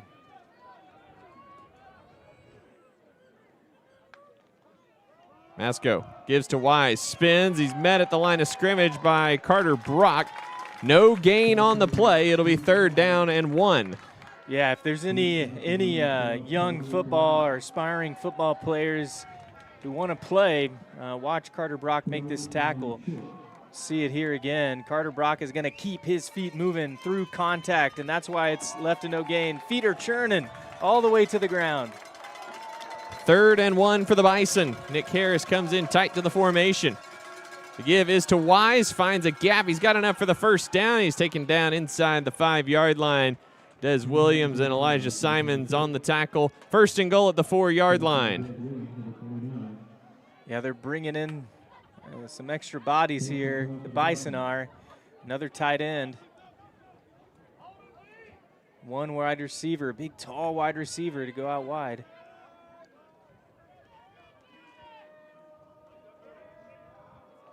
First and goal at the 4 for the Bison. And the SNU defense stand up here. Give is to Wise, trying that right side again. Stood up at the 3. Second down upcoming. Interesting play call there. I don't know if Wise saw something or if that was the design, but you have everybody in tight. Everyone seems to be flowing ahead, and he's going to bounce this way outside. Well, there's a lot of SNU help outside. There's not as much help inside. It's going to be second down. Second and goal from the 3. Masco, play action, rolling out, floats it to the back of the end zone, incomplete. Yeah, and OBU should be fortunate on several accounts on this play. That's nearly an interception thrown into a sea of SNU defenders, but they get away with a hold right here. We missed it, but there's a hold right there that should have been called. That should have put them back further. They're going to have a chance to breathe and be thankful that it's not second and really long. So third and goal from the 3. Masco a little gimpy getting back to the huddle. OBU spreads it out. Back to pass, has time, finds the crosser. It's tipped, intercepted! It went right off the hands of Nick Harris, and Ben Rutherford with the interception. The first of his career comes in his last game on this field. Rutherford with the sack that was nearly a safety to begin this game, and then gets gifted this. He's playing great pass coverage, but he gets gifted that interception off the shoulder pad of an OBU wide receiver who should be walking in the end zone for 6. And all of a sudden, SNU feeling the pressure, their backs against the wall. Now they got their offense out on the field. What a weird game we've watched so far, Luke. Turnovers, just a great start for this SNU Crimson Storm. So 2 times the Bison have crossed into the 10-yard line or less and come away with 0 points. Worley, quarterback power up the middle. And he will gain 6 up to the 15-yard line. 5 minutes to go, first half, 14-3 Southern Nazarene. Yeah, and that's the kind of run you need. Oh, Worley kind of limping there. Hopefully it's just a bit of a dead leg. You want to take every single minute of this clock to end this half if you're SNU. Defense needs a breather. A handoff there. Not going very far, maybe 2 yards. Manuel slung to the ground after a pickup to the 17-yard line. So it'll be 3rd down and 2. They need to get to the 19. Ball spotted just ahead of the 17-yard line. 4:20 to go in the opening half. 2 wide receivers left, 1 to the right. Worley fakes the give to Manuel. In trouble, escapes the pocket to his left, trying to turn upfield, and he cannot do so.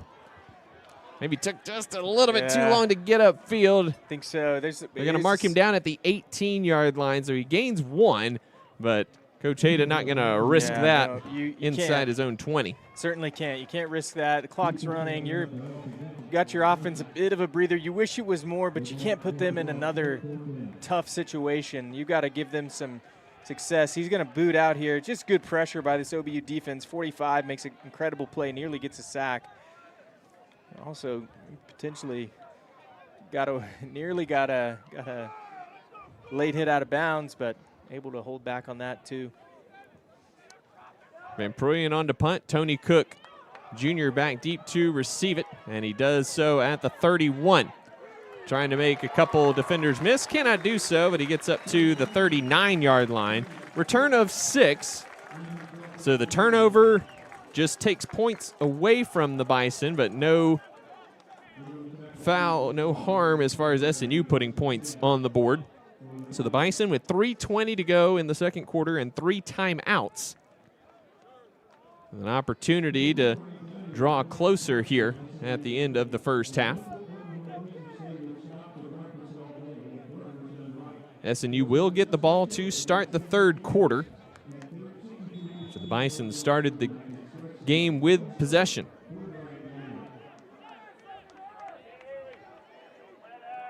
Two wide right, one left for Oklahoma Baptist. Ball on their own 39-yard line. Play action. Looking outside, it's Vaughn on the near side, and he scoots across midfield to the 48-yard line of SNU. Enough for a Bison first down to pick up 13 yards. Yeah, and they're just going to need to hold strong here, make OBU fight for the yards. Can't give him any. Masco back to pass, looking a long out route to Matthew Young. He's got it and is out of bounds at the 36-yard line of SNU. It's a long throw with a lot of cushion there on the outside as well. Made that not quite as dangerous as it normally would be. Yeah, and when you're in a situation like this where you know there's not a lot of time left on the clock, sometimes you want to be conservative, but gives plenty of time for OBU to make a play. Another out route to Young. And another 13-yard pickup. As Jalen easily over there in coverage, but Young, that threat to take the top off. SNU playing conservative as they typically do, Landry, on the outside. You'd like to see that outside linebacker get more depth, more width to cut off that out route. Here comes a blitz. He goes straight into the blitz. Young taken down after about a 7-yard gain. Tyler Ulrich, the safety, coming over in coverage there. Yeah, Ulrich, that's kind of a design. He knows that that corner's coming in. He's got to replace. He makes a good job. If he doesn't make that tackle or that play, it's a touchdown. 2nd and 4. The give is to Lambert around the left side. Keeps his footing and is going to be taken down at the 14-yard line. I believe it's going to be 3rd down and 1. But that brings us to the 2-minute timeout. 1:58 to go in the first half. 14-3 Crimson Storm, but the Bison knocking on the door once again in the red zone. We'll take a timeout and be back with more. This is SNU Football. Being a champion takes more than skill, more than endless drills, more than using your head. Being a champion takes the heart to give it your all, the agility to thrive from any angle, and the relentless drive to be the best. Welcome to Division II, where the pursuit is yours to create, and the question isn't, can you do it? It's will you? One of my favorite things about SNU was the relationships I was able to have with people, with professors, with friends. One thing that was purposely different about SNU was the integration of faith into the academics. I feel like I learned so much from that helped prepare me for life after college, to be a husband and someday to be a father. It was a really, really transformational time in my life. My degree could have come from anywhere, but my relationships with people, I know I would not have gotten anywhere else. Go to snu.edu to apply or to schedule a visit. 2 minutes to go in the first half in Bethany. 14-3 Southern Nazarene with the lead over Oklahoma Baptist. The Bison in the red zone for the 3rd time this afternoon have come away with no points thus far. SNU would like to do it again. Masco straight up the middle, met in the hole by Quaylen Goodman, and the spot's going to be close. And the head linesman says 4th down. Goodman meeting Masco in the hole and preventing the first down. Wow, it looked like from here that Masco had plenty of distance to get the first down, but credit to the freshman, Quaylen Goodman. He's been getting off the ball this whole game, Good substitution here, just force OBU. They want to go fast on this 4th down, but they subbed, and I would expect maybe even the same play here from the Bison. 4th and 1. Masco gives to Wise, and he's got enough for the first down. Right shot into the backfield, couldn't make the stop. And a first down to the 17-yard line. Yeah, and OBU's going to take their first time out. Even though they get the first down, SNU's putting the pressure on Oklahoma Baptist to do this the hard way. They're not going to let them waltz in the end zone. Man, you wish they'd been able to stop that 4th down, but every second right now for the Bison matters. Yeah, man, credit to this defense, Luke. They've been in maybe 3 or 4 situations this afternoon where you think You know, there's a touchdown right around the corner, and they've been able to get off the field or hold them to a field goal.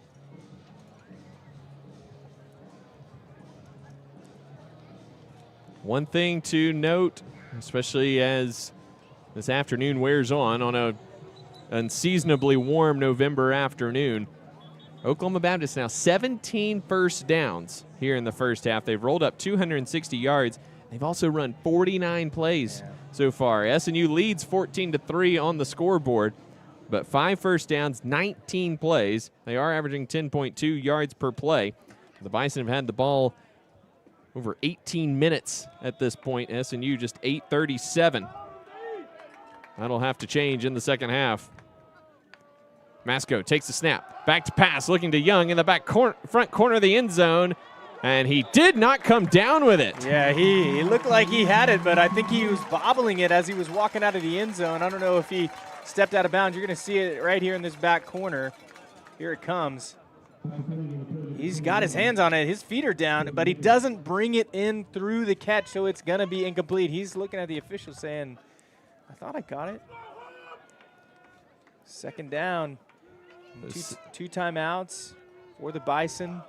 Good job by Kobe Nichols. Didn't get his head around on that one, but good coverage nonetheless.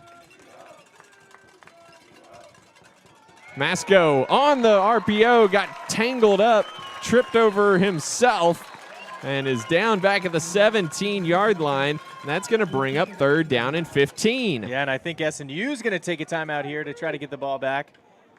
That'll be OBU taking the timeout. Yeah. So that'll leave them with 1. With 1:04 to go in the quarter. Yeah, if you're SNU, you can't give up a big chunk play here. You can't. Certainly you don't want to give up a touchdown, but you can't make 4th down manageable for them. You've really got to be sound. So if they do hand it off, if they run a draw, if they try to trick you with something like that, you got to be disciplined in your gaps, disciplined in what your eyes are doing. SNU playing hard defensively, but Luke, you know, we've talked about it. The more plays they're on defense, even if they're playing well, it's still fatigue, and fatigue matters. They're gonna need to have the offense carry some more of the load in the second half, not just with quick touchdowns, but long drives. On average, the SNU defense out there for 20 more plays a game than the offense. And so far this afternoon, the difference is 32. 3rd and 15, 1:06 to go in the quarter. Ball on the left hash, 2 wide right, 1 left for the Bison. Masco back to pass, has time, checks it down to Vaughn in the flat, and he's shoved out of bounds immediately by Carson Keene. Great coverage down the field by the Crimson Storm. Yeah, we'll look at this play here in a second after this field goal. A really clever play design by OBU, but better defense by the Storm.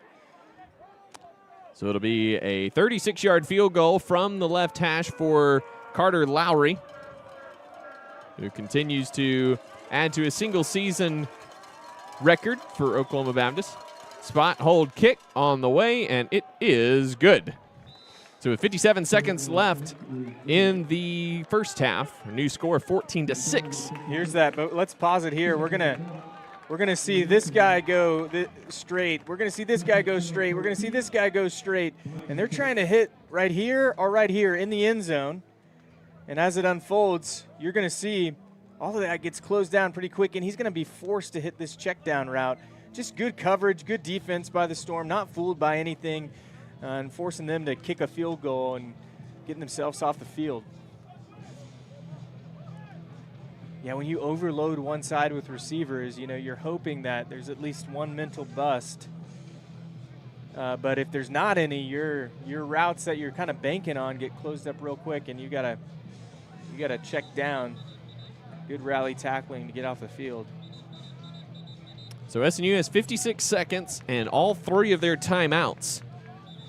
You'd like to see if you could maybe get a good return here as well to set yourself up in a good position. Yeah, you're going to need some field position here. You don't want to – you have plenty of timeouts, but you don't want to move so fast that you're punting again before halftime. So you're going to want a good return. Collins and Sparks back deep.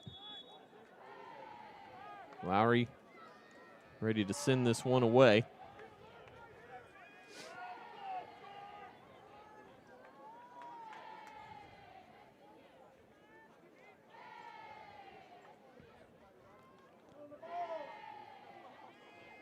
Run up and the boot, and Collins is going to have a chance at this one. From the 5, running to the near side, fakes the reverse to Sparks, trying to get outside, cuts up field, and finally slung down across the 20-yard line to the 23. And now we've got more fisticuffs.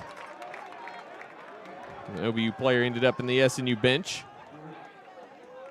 That was Daniel Iola on the tackle there, tracking down Collins. SNU tried the fake reverse. Yes. There on the kickoff. You see it right there. Just nothing doing. Good pursuit by number 19. He's not going to get credit for the tackle, but he gets credit for slowing down that play. Be Carson Hendricks in at quarterback here for this possession for SNU. His first possession of the game. 48 seconds left. Takes a snap, gives to Manuel. Right up the middle he goes. Now you go fast. You got a big chunk play. Now you got to go fast. You don't want to use a timeout yet. You don't want to give OBU the ball back, but you got to go fast here. You got to have success. 2nd and 2. Hendricks back to pass, has time, loads up, looking deep down the field, looking for Sparks, and he got it! Inside the OBU 25-yard line at the 23-yard line. Yeah, Hayda's asking for a timeout. He's been asking for a timeout for 10 seconds. Now the clock wasn't running, but what a play, what a catch. You have OBU on their heels. You just take a shot, but lots of concentration here to bring this one in. It's a great throw. It's good coverage by Lauren Johnson. And Sparks able to create just a little bit of separation. And that is 5'8" against 6'3". And Sparks able to come up with the reception at the OBU 23-yard line. And Landry, now you got 27 seconds and 2 timeouts. Your whole playbook is still wide open if you're SNU. Yeah, you got to be mindful that you're in field goal range, so you don't want to lose that before halftime. Yeah, but you got timeouts. You can run a draw here. You can try to get something with a couple runs. And you can certainly throw the ball. Too, you don't want to do anything that takes too long. You want as many bites at the apple as you can here. But yeah, you're right, Luke. You can look at all your first down and 10 plays and feel comfortable with them. 1st and 10 at the 23, 2 wide right, 1 left. For the Crimson Storm, Conway the tight end to the left side. Hendricks gives to Manuel up the middle. And he gains 5 yards down to the 18. Coach Hayda quickly with the timeout with 21 seconds left. 2nd down and 5. And like you said, Landry, the goal here is just points. It's not necessarily a touchdown. You certainly would love a touchdown. Yeah. And you're going to maybe call your plays with that in mind, but you're not going to cost yourself 3 points with those play calls either. No, you're not. I think with 1 timeout left, you're taking a couple shots at the end zone. Maybe because you can get another first down, you're looking at like something over the middle for first down, tight end pop pass, something like that, or the snag routes that SNU likes to run off play action. All of those are open for you. But they really do need to be first downs, because anything inside your that's not a first down is going to keep that clock running unless you get out of bounds. So sideline's your friend here, but you're not there's options beyond the sideline. But yeah, you want to make the most of these opportunities you get. 2nd and 5, Bird comes in motion to the near side. Hendricks back to pass, steps up in the pocket, finds space on the right side, inside the 10, and he scoots out of bounds at the 6-yard line. Yes. Caleb Giles came over. Hendricks, it was pretty close over there. The officials not giving the late hit. Yeah, they're both right over there. It's hard for us to see at this angle. Every hit over there looks like a late hit to me, but they didn't even reach for their flags for a second. But Hendricks, just a great run. as soon as he decided to run, he pulled it, and he ran to green grass, and he ran towards the out of bounds, preserving that clock and saving that timeout. 16 seconds on the game clock, 10 on the play clock for SNU. Hendricks motions Bird across the formation. Quarterback power following Manuel, and he dives forward. Did he get there? No. He's down at the 1 yard line. 8 seconds left. So it'll be second down and goal at the 1. 8 seconds left. Heavy package coming in here for SNU. Man, it's really close here, Luke. Really close. We're going to get a good look at it. Oh, he looks like he scores, Luke. Oh, man. You just can't quite see where the ball is. The body's in the way. Oh, I don't know if it gets any closer than that. Remember, it's the coaching software film that provides the replay. Yeah. Coach Hayda not going to worry about it. He's got. Just kidding. Coach Hayda is going to challenge here. Yeah, this is the best time to challenge. Right here, he's off the ground. You can see his knees off the ground. The second bubble is where the football is. It looks like he's past this referee over here. He's not quite in position yet. Yeah, we can run it forward. See how long his knees stay off the ground. He's still off the ground here. Yeah, he's in the end zone there. His knee is down. I think, again, we don't know what angle they have.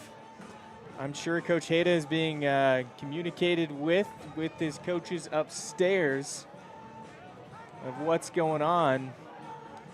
Maybe they have a better angle than we do, but he looks like he's in. The reason I like this challenge, Luke, is either way it's a timeout, right? So, if he scores, you get to keep your timeout. You don't care about it anyway. If he doesn't score, you got a timeout at the 1 yard or the 1 inch line that you would have taken anyway. This is a good challenge. Now, you don't get a challenge for the rest of the game if you lose, but I like it because man, Luke, he looks like he scored to me. Quick review. After review, ruling on the field is upheld. Southern Nazarene is lost this challenge for the game. And they charge their third and final timeout of the half. So the ruling is upheld. So again, just a situation where not enough good angles to see down the line. Right. And so it'll be second down and goal from, the ball literally could not be closer to the goal line. Yeah, we're at the 1 inch line. Really, it looks like we got Bryson Evans in there under center. Tied into either side, receiver to either side as well. Yeah. Would imagine that Evans is about to get a good shove from behind by Caden Manuel. And he does just that, and Evans is in. Touchdown, Crimson Storm. Yeah, Bryson Evans, how about this? Senior day, it's been a tough couple weeks for Bryson. Senior day, he gets the start. He runs for a touchdown. He leads another drive that scores a touchdown. He comes in on 3rd and short and gets his second rushing touchdown of the day. Just an incredible drive with 48 seconds left for the Storm to push the lead back to 14. All set up from the 46-yard pass to Devon Sparks. Van Prooyen's extra point is up and good with 5 seconds left. SNU has taken a 21-6 lead, and Landry, important to note, they get the ball to start the second half as well.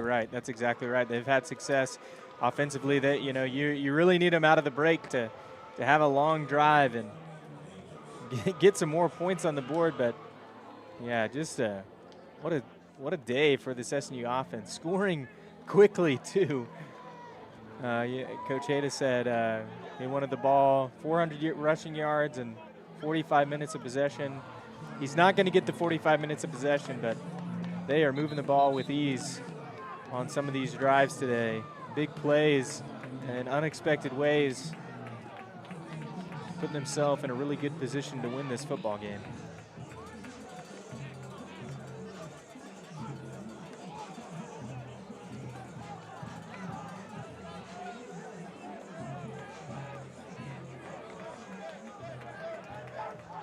Would expect some sort of squib kick here from Kyle Clapper, the backup kicker. Yeah, he's lined up like he's going to hit a high onside over here to our direction. There it is. He's going to kick that one out of bounds. Oof. And that will allow OBU one play. We'll see what they decide to do with it. So that'll be placed at the 35-yard line. Yeah, I like the high onside call there, but you really, on a high onside, you're aiming for the numbers. That one just pushed maybe 10 or 15 yards too far outside. You know, sometimes on those high onside lukes, you'll have a coach that just goes and stands where he wants the kicker to kick that ball to. Kind of a precision kick, but they're easy to get away from you. So they put it at the spot of the infraction, which is the 33-yard line, which I don't believe is correct. Yeah, it should be 2 yards ahead. Should be at the 35 since it didn't make the 35-yard line. Right. Getting that corrected now. The kick was out of bounds at the 27. Oklahoma Baptist prefers the ball to 35. First down. Yeah, prefers the ball 2 yards ahead. I think I would say so. I would agree. Would prefer that as well. SNU got 3 safeties deep.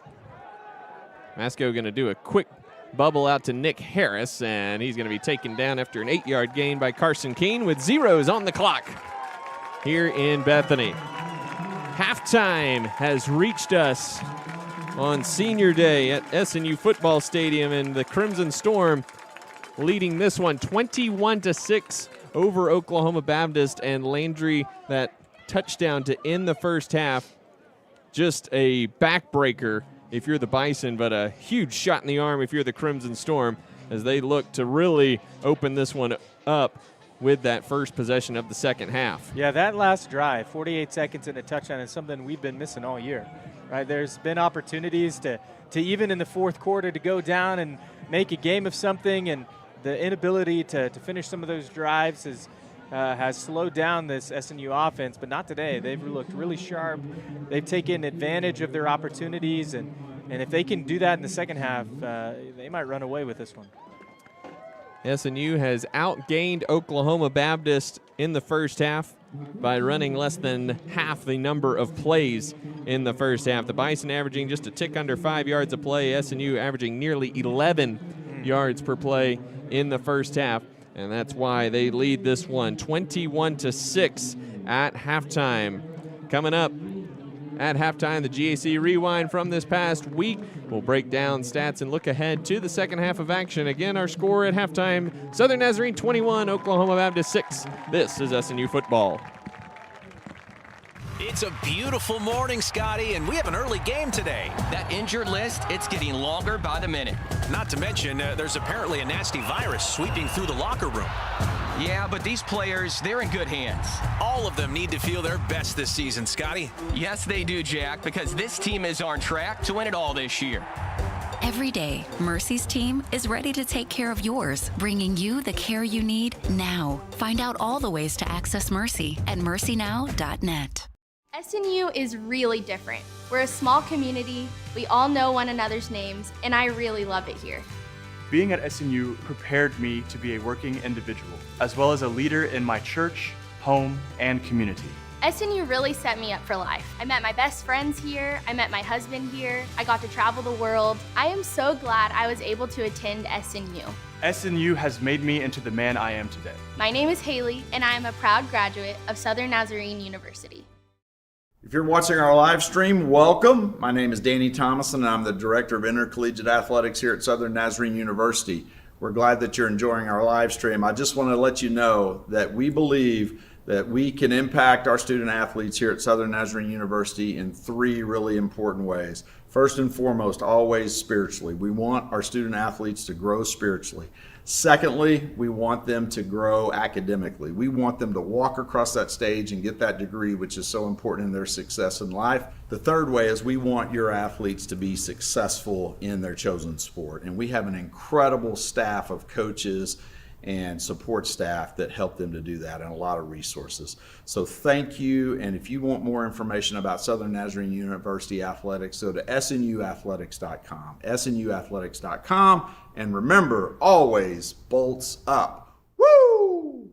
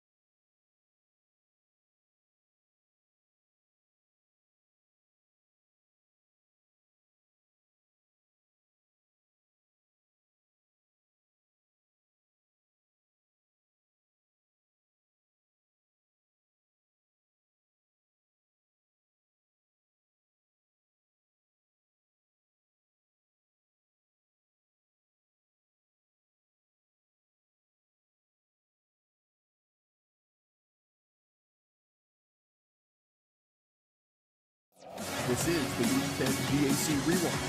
I'm Isaac Bourne. Ouachita won a thriller over Southwestern Oklahoma State 42-38, following a go-ahead 51-yard touchdown from Jordan Walker to Carter McElhaney. Both teams traded scores for a majority of the game before the final strike gave Ouachita the lead with 1:14 remaining. Tiger running back Chris Henley Jr. rushed for 71 yards and 3 touchdowns on 16 carries, while Bulldog quarterback MJ Rivers picked up 287 yards of total offense with 3 total touchdowns. Here's the game winner from Walker to McElhaney on 4th and 19, as called by Rex Nelson of the Ouachita Football Network. 1:21 left in the football game. Trips to the near side. One man to the far side for Walker. Walker steps up, hurls it down there. Got a receiver. Caught! 5, 4, 3, 2, 1. Promised land. Carter McElhaney. No flags down. Touchdown, Washington! Henderson State picked up a home win over East Central 45-35 behind another big performance from quarterback Andrew Edwards, who had 291 yards of total offense and 4 total touchdowns. Ready tight end Caden Davis had 48 yards receiving and a touchdown reception in the win, while ECU quarterback Sergio Kennedy picked up 362 yards of total offense with 3 total touchdowns.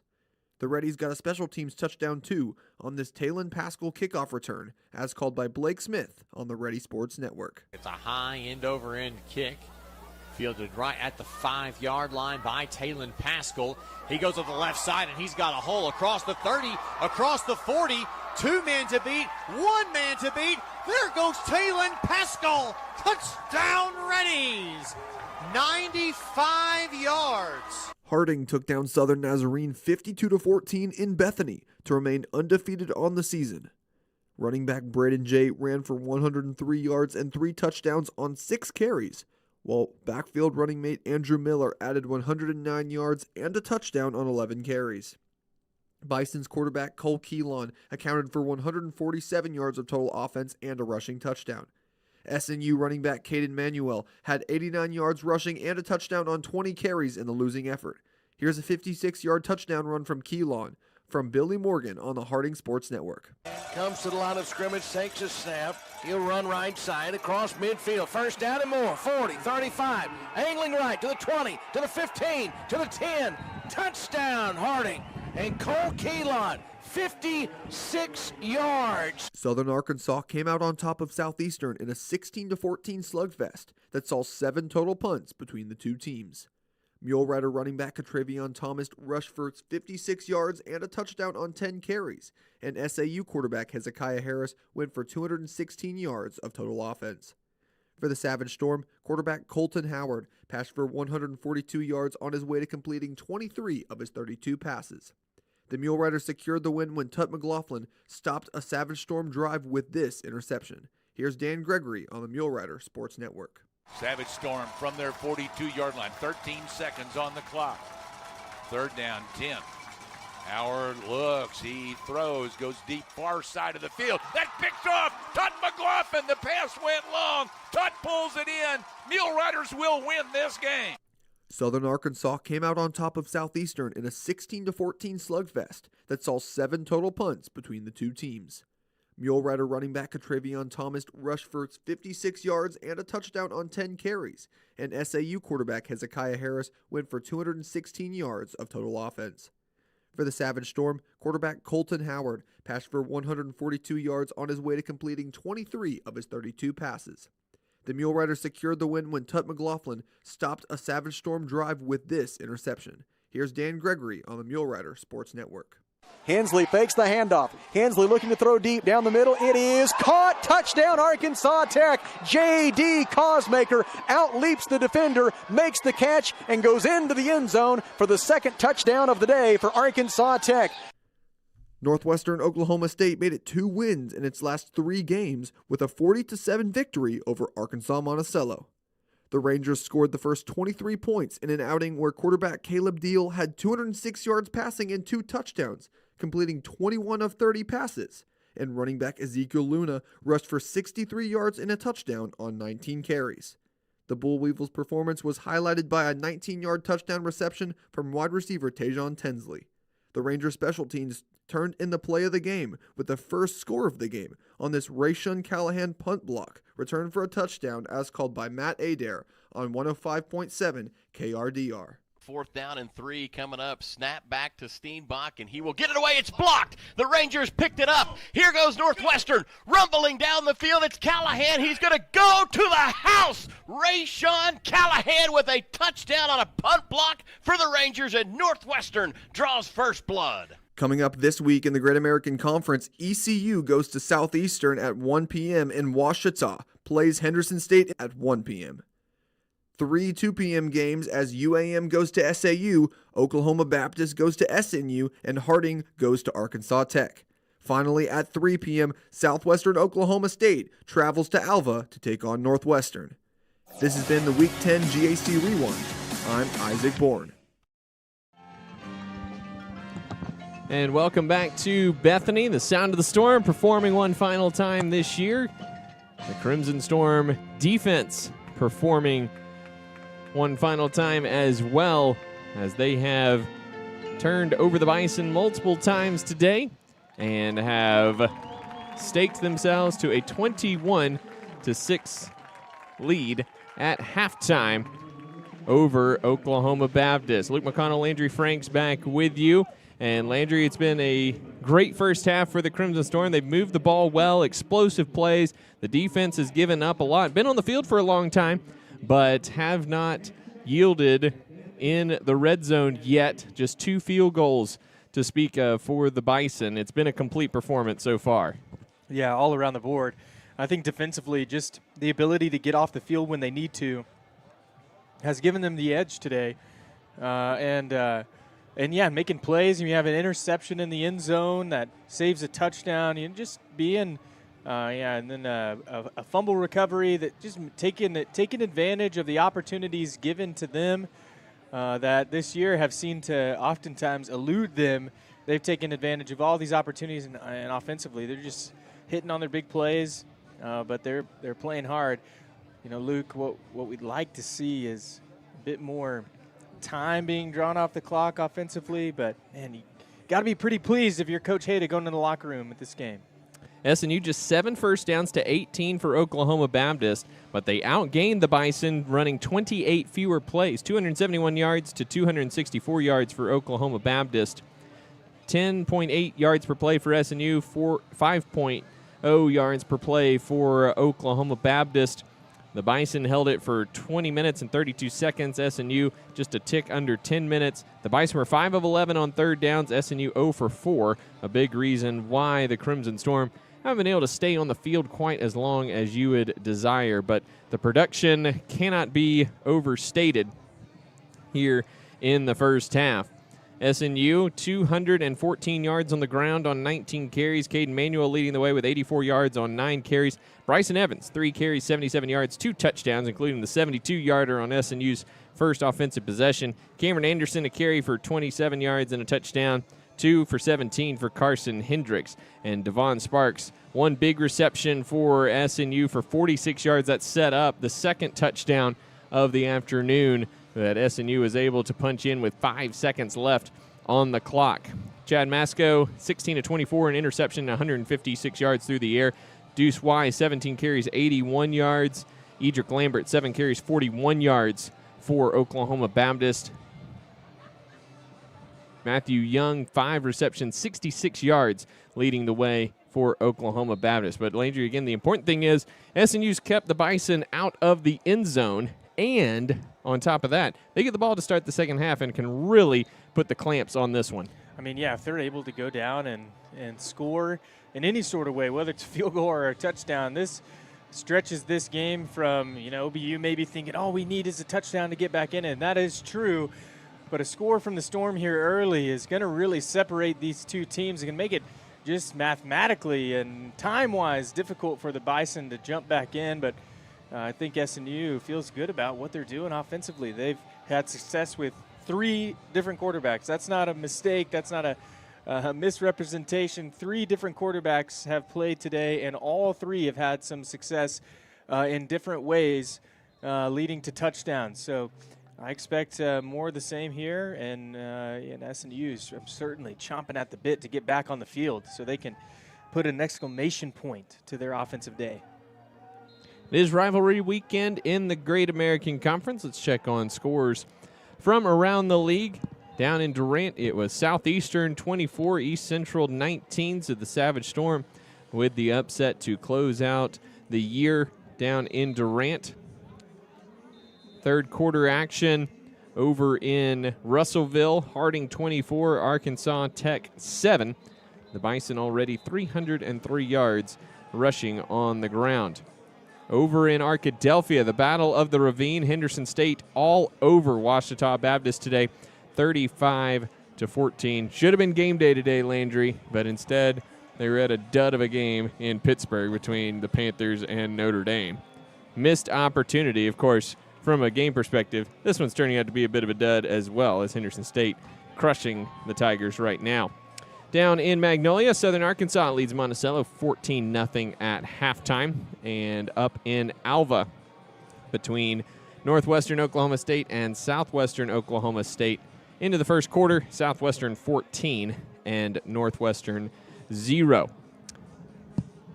SNU basketball got a big win last night against Jamestown, 71-67. A little bit tighter than Coach B.J. Foster and his squad would have liked, but they'll get an opportunity at 7:30 tonight against Northern State over at the Sawyer Center to get a more comfortable win. Be sure to head over there if you've got the time and availability and support the reigning Great American Conference regular season champs and the preseason favorite in the GAC this year. Landry, as we get set for the second half of action, what does SNU need to do to maintain what they have done so far here this afternoon? Yeah, if they're going to win this football game, they've got to stay on the field offensively.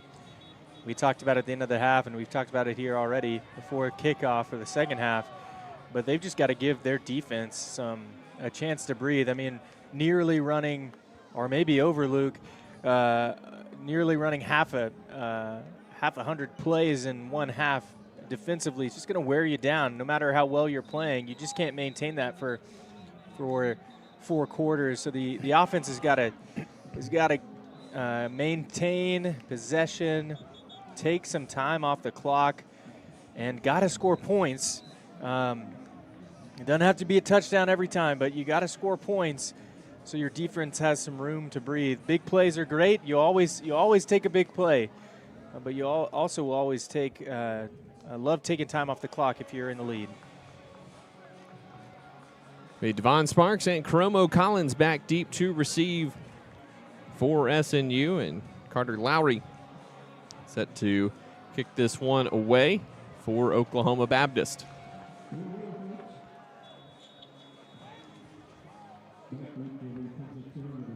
And SNU has won 3 straight in this rivalry, lead the series overall 5-4.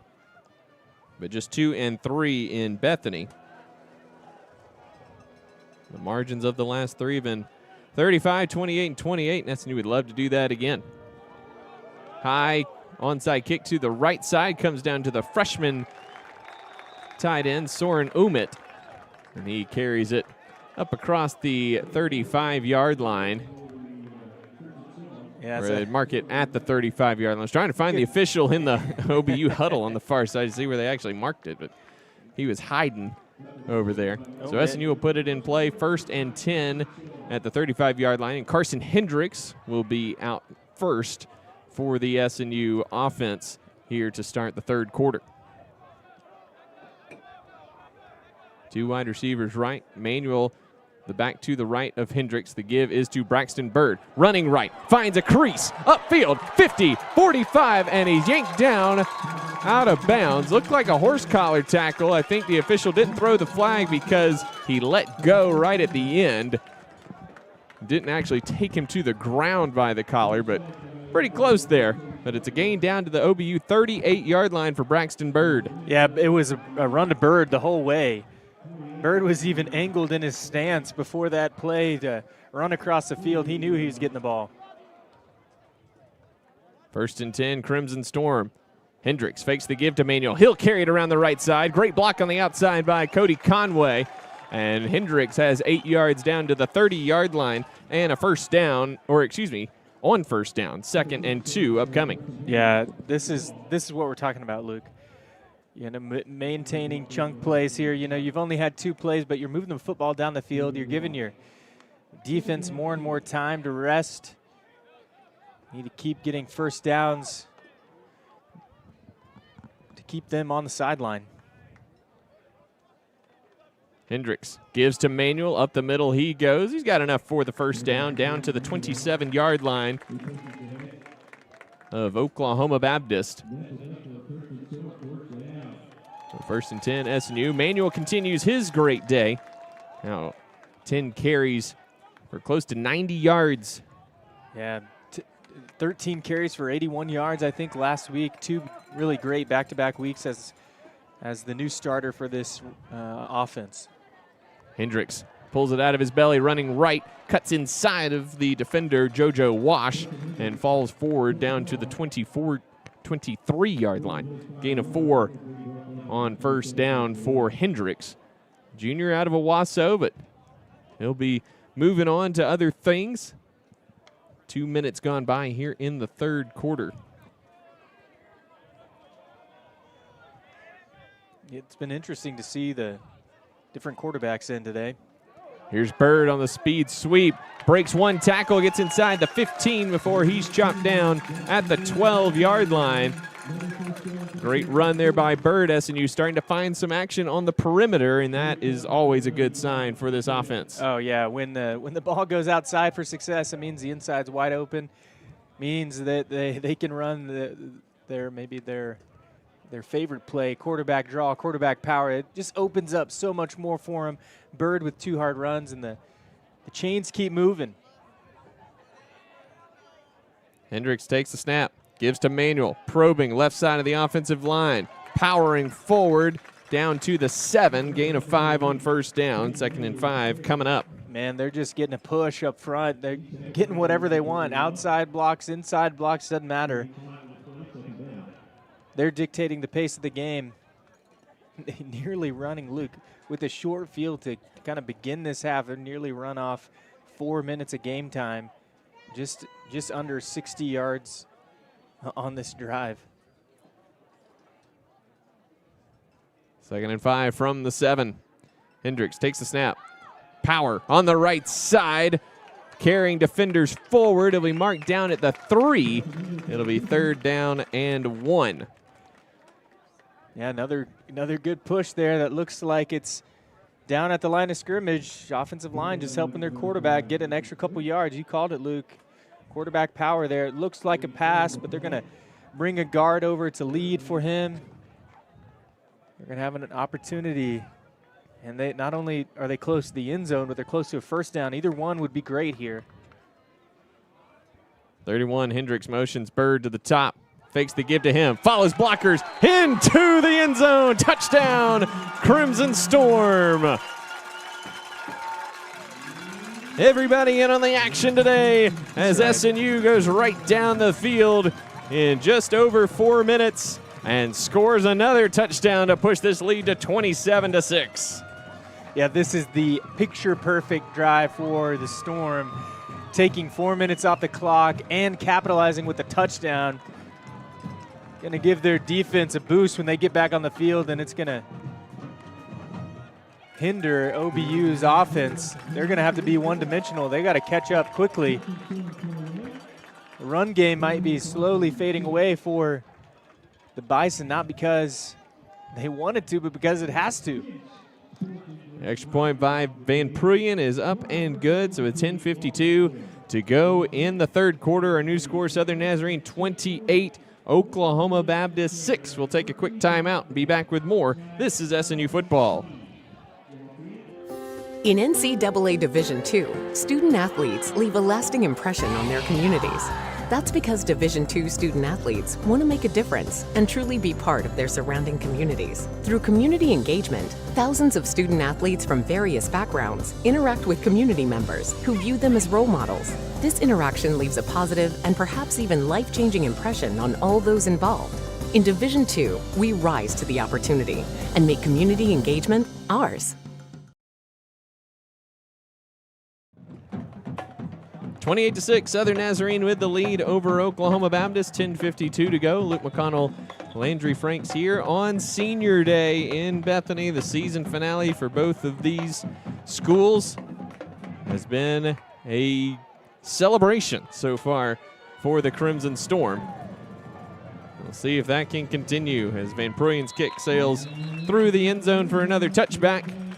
The SNU defense out on the field for the first time here in the second half, and Landry, the defense has given up a lot, been tough to get off the field, but they have not allowed a touchdown yet, and that, of course, is the important thing at the end of the day. Yeah, absolutely. They've really played tremendously well and with great effort, and they're not rolling over when they get back close to the end zone, or making things happen. I think we'll see more of that now with some rest under their legs. Here's Wise on the carry. He's taken down in the backfield, a loss of 1. Ben Rutherford picking the perfect day to have a career day. The senior out of Cypress, Texas, is having himself a ball game here this afternoon, Landry. Yeah, he's been everywhere. Interception, a sack, tackle for loss, you name it, he's done it. 2nd and 11. The give is to Wise. Again, trying to probe that left side, but Carter Brock is there and gets some help from Kobe Nichols to bring him down after a gain of 3 to the 27. It'll be 3rd down and 8. They just must not feel, the Bison that is, must not feel comfortable letting the air out of the ball. They're continuing with the run game. They're kind of, the 5 up front look like they're blocking something inside, and it keeps getting kicked outside where SNU is able to rally to the football. They're going to have to pass here. 3 wide right, 1 left. Wise in the backfield with Masco. Back to pass. In trouble, and he's decked. Back at the 16-yard line, it was Carter Brock. Yeah, both inside linebackers came on a blitz here. We'll see it again. Carter Brock's going to come in from the outside. That running back can't run a check down route. He's got to pick up the blitz, and he doesn't. So you have 7 versus 5, and 7's always going to win. And OBU's punting once again. So a drive that's only 3 plays is a lot better than a drive that's 13. Yeah. Your route doesn't matter if your quarterback gets sacked. Lowry with the punt. Williams fields it on the run at the 44. Dances to the outside, and he's down inside OBU territory all the way to the 35-yard line, and it is all Crimson Storm right now, That's Landry. Right. I mean, that punt, although it had a spiral, it was basically a pass. I mean, it was on a laser, so he had plenty of room to run, and he gets the perfect blocks to spring free for about 25 yards on the return. Timeout on the field, 9 minutes to go, 3rd quarter. The Crimson Storm on the verge of blowing this one wide open. We'll take a break and be back with the SNU offense after these messages. One of my favorite things about SNU was the relationships I was able to have with people, with professors, with friends. One thing that was purposely different about SNU was the integration of faith into the academics. I feel like I learned so much from that helped prepare me for life after college, to be a husband and someday to be a father. It was a really, really transformational time in my life. My degree could have come from anywhere, but my relationships with people, I know I would not have gotten anywhere else. Go to snu.edu to apply or to schedule a visit. Being a champion takes more than talent, more than the perfect pass, more than using your head. Being a champion takes the spirit to always push harder, the ability to overcome any hurdle, and the fire to be the best. Welcome to Division II. Welcome back to Southern Nazarene Football Stadium. The Crimson Storm all over the Bison right now, 28-6. Jackson Worley back out there at quarterback for SNU. Gives it to Sparks running around the right side. Oh, a spin move! And he's taken down out of bounds by Caleb Giles. There's a big hit on the outside. Brady Luff blew up Caden Manuel on the block, but it didn't matter because it was a 9-yard gain for Devon Sparks. You see Manuel get crushed right there, but he didn't have the ball, so good job, I guess. That's right. He'll get graded out well for that in film. He may not feel great about it now, but he will once this game's over. Probably a better idea to try to tackle the guy with the ball than the guy without it. 2nd and 1. Here's Manuel probing, falling forward to the 25-yard line, and it will be enough for the first down. Got just enough to get to the line to gain. So 1st and 10 for the Crimson Storm at the OBU 25-yard line. And Landry, SNU has started with some really good field possession on their drives as well, which has contributed to kind of the quick strike offense we have seen here this afternoon. That drive started at the OBU 35-yard line. SNU has started in OBU territory on multiple occasions as well here today. Yeah, absolutely. It's easy to get the handoff around the outside. Collins with a nice tap block on the outside by Cotton Tanner. Oh, they're going to throw a flag for it as well. Yeah, we'll get another look at that block by Cotton Tanner. He's had a great game, a great catch on 3rd and long in the first half. We'll see how much of a hold there was. I don't know. Number 80 on the far side of the screen there. Yeah, if there is a hold, it's the smallest hold that's ever existed. But it's going to bring the SNU back 3 yards. But Luke, you're right. When you start a drive on the opponent's side of the field, you're just in such a better position to have success. And SNU, the difference between some of the games we've seen earlier this season is SNU's been able to capitalize on that success. 1st and 13 officially for SNU. The give is to Sparks. They'll try it again around the left side. And he makes a one-man miss. He's taken down right near the sticks. They're going to mark him down and out of bounds at the 17-yard line. So that'll be a gain of 11 on 1st down and make it 2nd down and 2 at the OBU 17-yard line. Yeah, different formation, same play, just wide receiver around the outside. OBU in the second half has not been able to stop that. Bird has had 2 big runs. Spark has had a big run. Collins has had a big run. 2nd and 2. Give is to Cameron Anderson up the middle. He's got the first down to the 13-yard line. And the clock moves, 6:25 to go in the 3rd quarter, and SNU in the red zone with a first down. OBU has had the ball for 3 plays in the second half.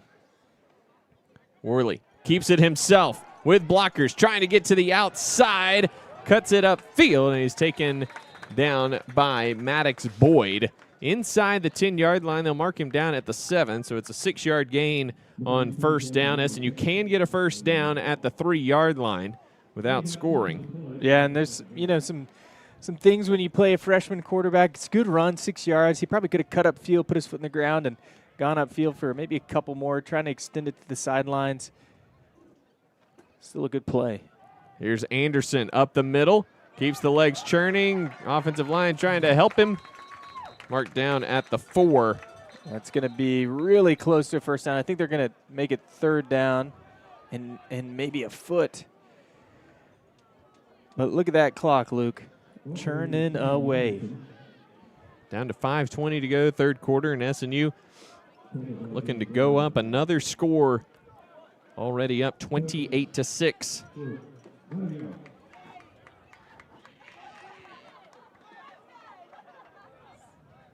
Worley takes a snap. It's Anderson taken down in the backfield at the 5.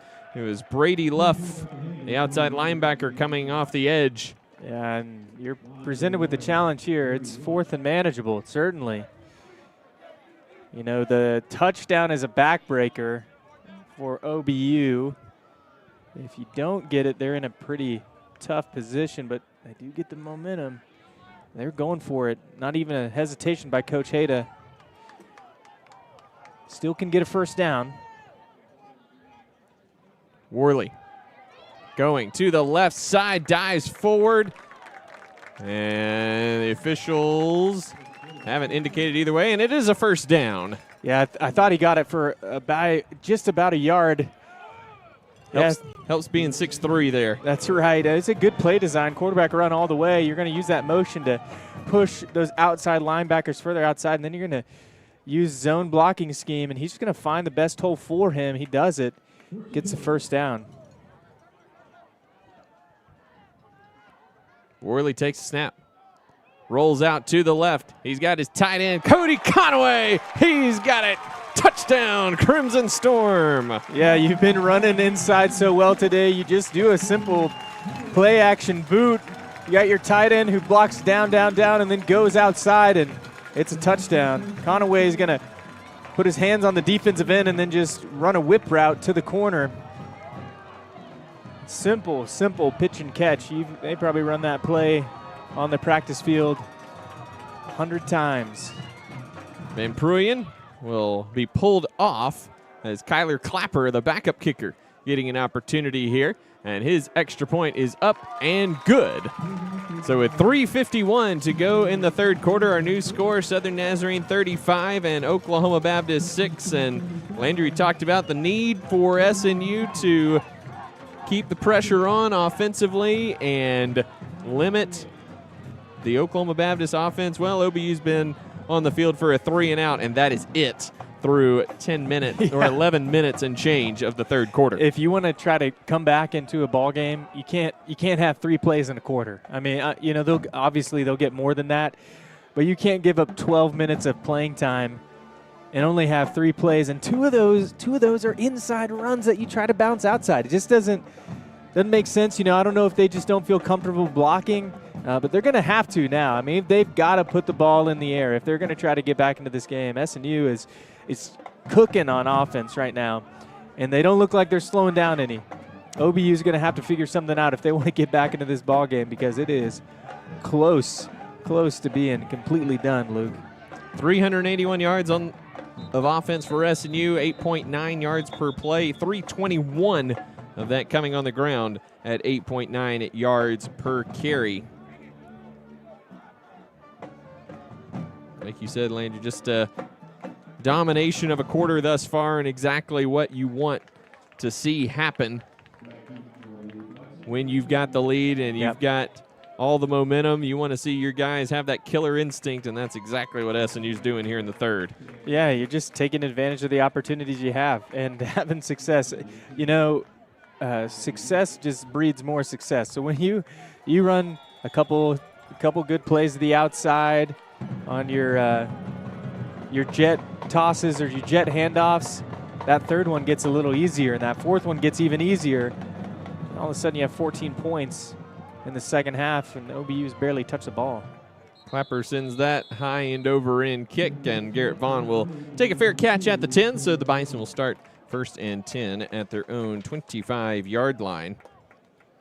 Landry, and all this with SNU, just 3 of 7 through the air, but one's a touchdown. One of those catches is a touchdown. One's a first down, and one's the 46-yarder that sets up the touchdown there at the end of the first half. So very efficient when it comes to your completion choices there. Yeah, and we've watched this offense long enough, Luke, to know that pass is like your last option.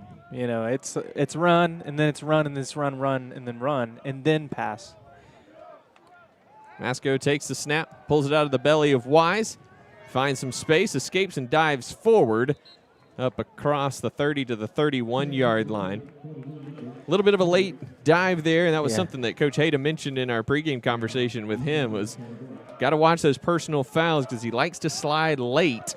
And can easily pick up a targeting or a roughing the passer penalty if you're not careful. Yeah, it's really tricky to try to slow down a quarterback when he's running full speed. You want to hit him, then he's going to slide at the last second. It's hard to stop your momentum. Here's Wise trying to pick his way around the right side. Can't do it. Going to come up short of the line to gain at the 33-yard line. Hobbs in there on the tackle along with Darryl Ikomi for SNU. Brings up 3rd down and 2, and boy, do the Bison need this one.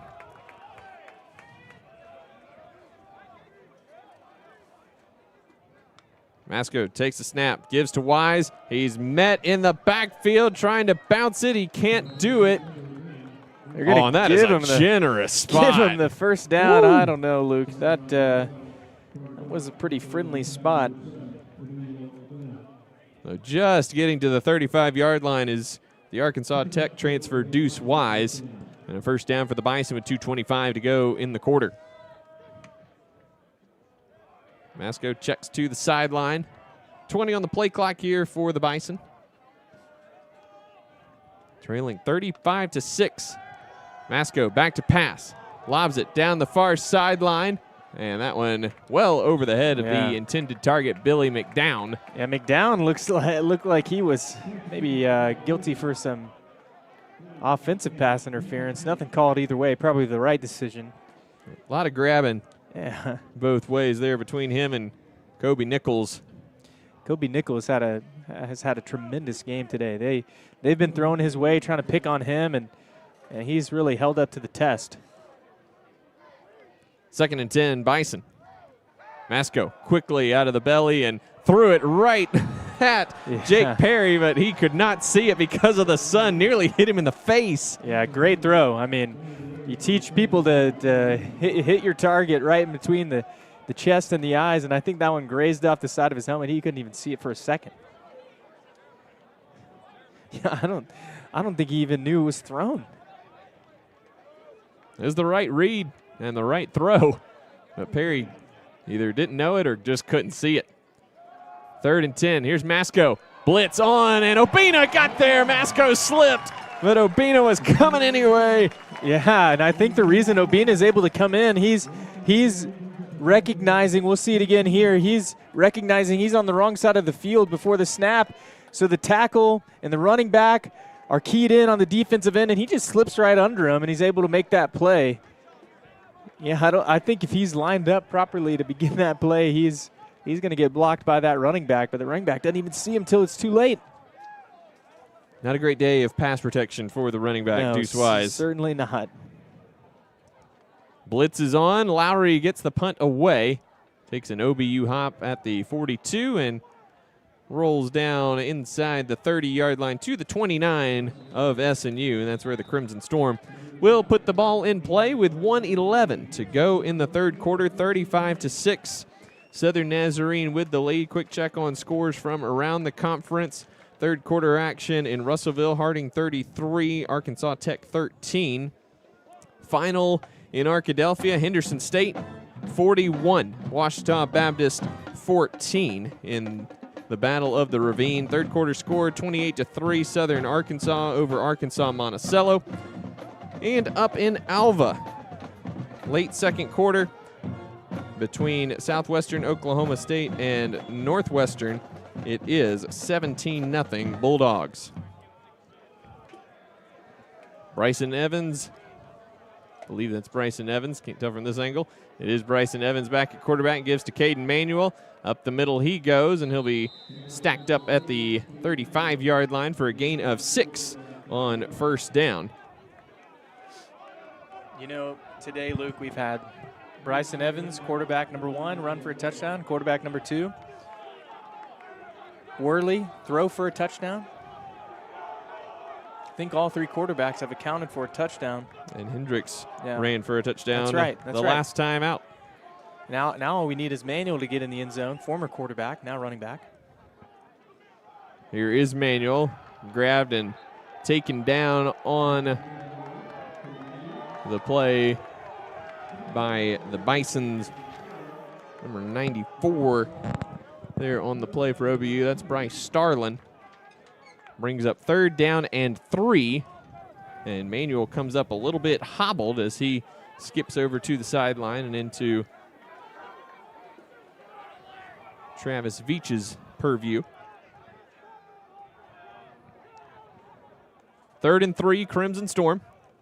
Evans fakes the give to Bird, kept it. Not the right read there as he got crushed in the backfield by Colt Humphrey. And the Bison force a 3 and out at the end of the third quarter. I don't know if there's a right read there. He hands it off to Bird. Bird's going to get tackled. He keeps it. He gets tackled. Tough. The defensive line for the Bison making good effort on that play. 3 in the books here in Bethany, 35-6. Southern Nazarene, a big smile on the face of Dustin Hayda as he gathers his crew at midfield for their fourth quarter pump-up conversation. We'll take a break and be back with the final stanza after these messages. where the pursuit is yours to create. And the question isn't, being a champion takes more than talent, more than the perfect pass, more than using your head. Being a champion takes the spirit to always push harder, the ability to overcome any hurdle, and the fire to be the best. Welcome to Division II, where the pursuit is yours to create. And the question isn't, can you do it? It's will you.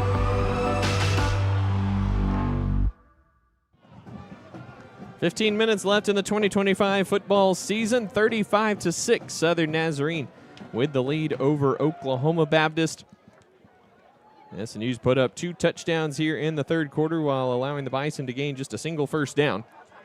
Cameron Van Pruyen on to punt this one away, with Tony Cook back deep to receive. Good kick by Van Pruyen. Kind of gets knocked down a little bit by the wind. Takes a backwards hop, and SNU's Jace Evans on the spot to knock it down at the 30-yard line is where they're going to spot that. 1st and 10, Oklahoma Baptist.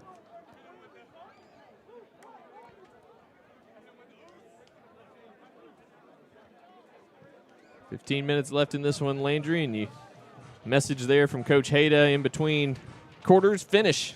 That's right, yeah. Finish the domination that you've started. Strong. Yeah, don't slip on the little things. Send a message. Yeah, you think in a lot of ways, even if you're a senior, you're trying to build to what's next. And if you're an underclassman, you're trying to finish strong for these seniors. Masco takes the snap, back to pass, blitz off the edge, and Keene got there, but he went low on him. Yeah. And Masco was able to stay up long enough to throw an incomplete pass. I think Masco has the weight differential on King there. But great blitz. No one sees him. No one picks him up. Forces the incompletion, nearly an interception. Keene's laid some wood at times this year, and you wonder if you just, especially since it's the quarterback, you're thinking, don't want to get ejected on my last game. That's exactly right. 2nd and 10. Blitz off the edge again. Rutherford got there, loose ball. I think the Bison fell on it. Back at the 23-yard line, it was Keith Ferguson who saved the possession for OBU, but another guy off the edge for SNU. Yeah, Rutherford nearly had the triple crown today. A caused fumble recovery, an interception, nearly a safety. I mean, he almost hit the peak for a defensive player. He's played excellent today. This backside of this OBU offensive line, the blind side of the quarterback, has really struggled today. 3rd and 18. Masco screen over the middle to Perry, and he's taken down immediately by Jalen Easley. Gain of just 4 up to the 27-yard line, and another 3 and out for the Bison. And the SNU defense has been outstanding here in this third quarter and in this second half. Yeah, they've been terrific. You know, I wonder too, this offensive line for the Bison, with all the pressure SNU's been able to get, I just wonder if it doesn't look like they're blocking poorly. It looks like they're miscommunicating, and I don't know if SNU is twisting and stunting to make that more and more difficult. Lowry. He's thinking about it. Thought about it. Instead, wisely punts it down the field, and he looked like he had 30 yards to run. I mean, it would have been close. That's the reason you do those rugby-style kicks, is to see if the defense evacuates this space here. And man, he looked like he had so much space. He should have run it. I'm glad he didn't. No, I mean, Lowry looks like one hit is going to snap him in half. Yeah, he might have gotten the first down, but. So SNU will take over 1st and 10 at their own 29-yard line. It is Bryson Evans back out there at quarterback for the Crimson Storm. 13-17 to play.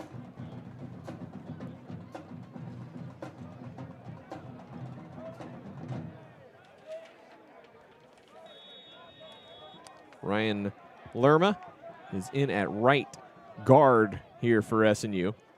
Evans fakes the give to Collins, running it to the right side. And he's taken down after a gain of 1 by Jaden Brown. Yeah, I don't want to get too comfortable here if you're SNU. Still want to run your offense well. Do what's been successful.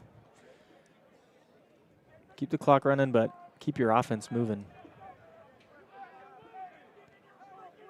2nd down and 9, SNU in absolutely zero rush.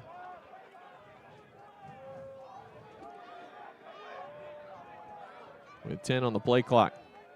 Evans takes a snap, pulls it out of the belly of Anderson, picks his way around the left side. He'll gain 8 up to the 38-yard line.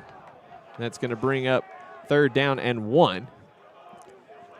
The SNU sideline every play is eliciting some sort of big response. Yeah, chirping at, I think, just about everybody on that OBU defense. Yeah, plenty of energy down there on the sidelines from the red shirts, from those defensive players. Everybody up there watching.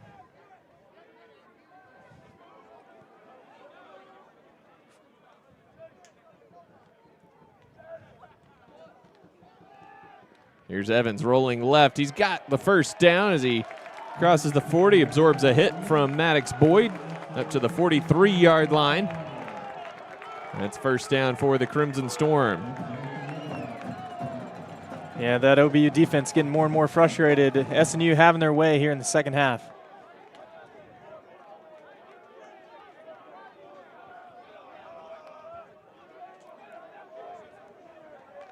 OBU defense gesticulating toward the SNU offense for something, not sure what. Quarterback draw for Evans and not able to evade the tackle of Noah Lloyd, the outside linebacker. And now we got lots of pointing both ways here. Things are getting a little feisty out there, Landry, as they normally do in a rivalry game. That's right. The Nazarene's first the Baptist. What do you expect, Luke? Once saved, always saved, you know. The student shirt for and Evans is being sent off by the official. I'm not sure for what. Oh, he's got a little bit of blood around his mouth there. That'll reset the play clock to 25. It's rolling now. But the student shirts this week for this OBU game, got some here in the booth. Even our Jesus loves you, even our friends at OBU.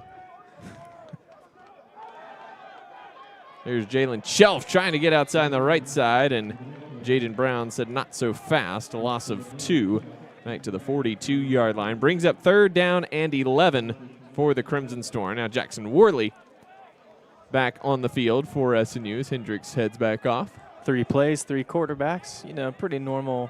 Looks like Hendricks day here cramping up a little bit on a hot November day. I think the high today is like 85. For November, that's like 105. Yes, it's awful is what it is. We had a hard freeze on Monday. That's right. Come on now. Here we are talking about weather.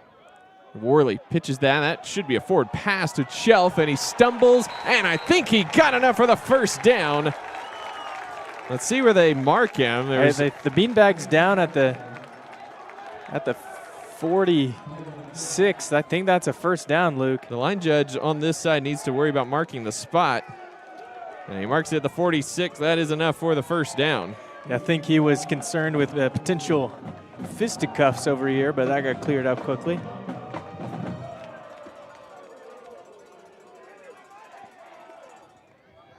So 1st and 10, Crimson Storm. Clock moving, 9:22 to go. Worley gives to Anderson up the middle, spinning off tacklers. He gains 3 down to the 39-yard line.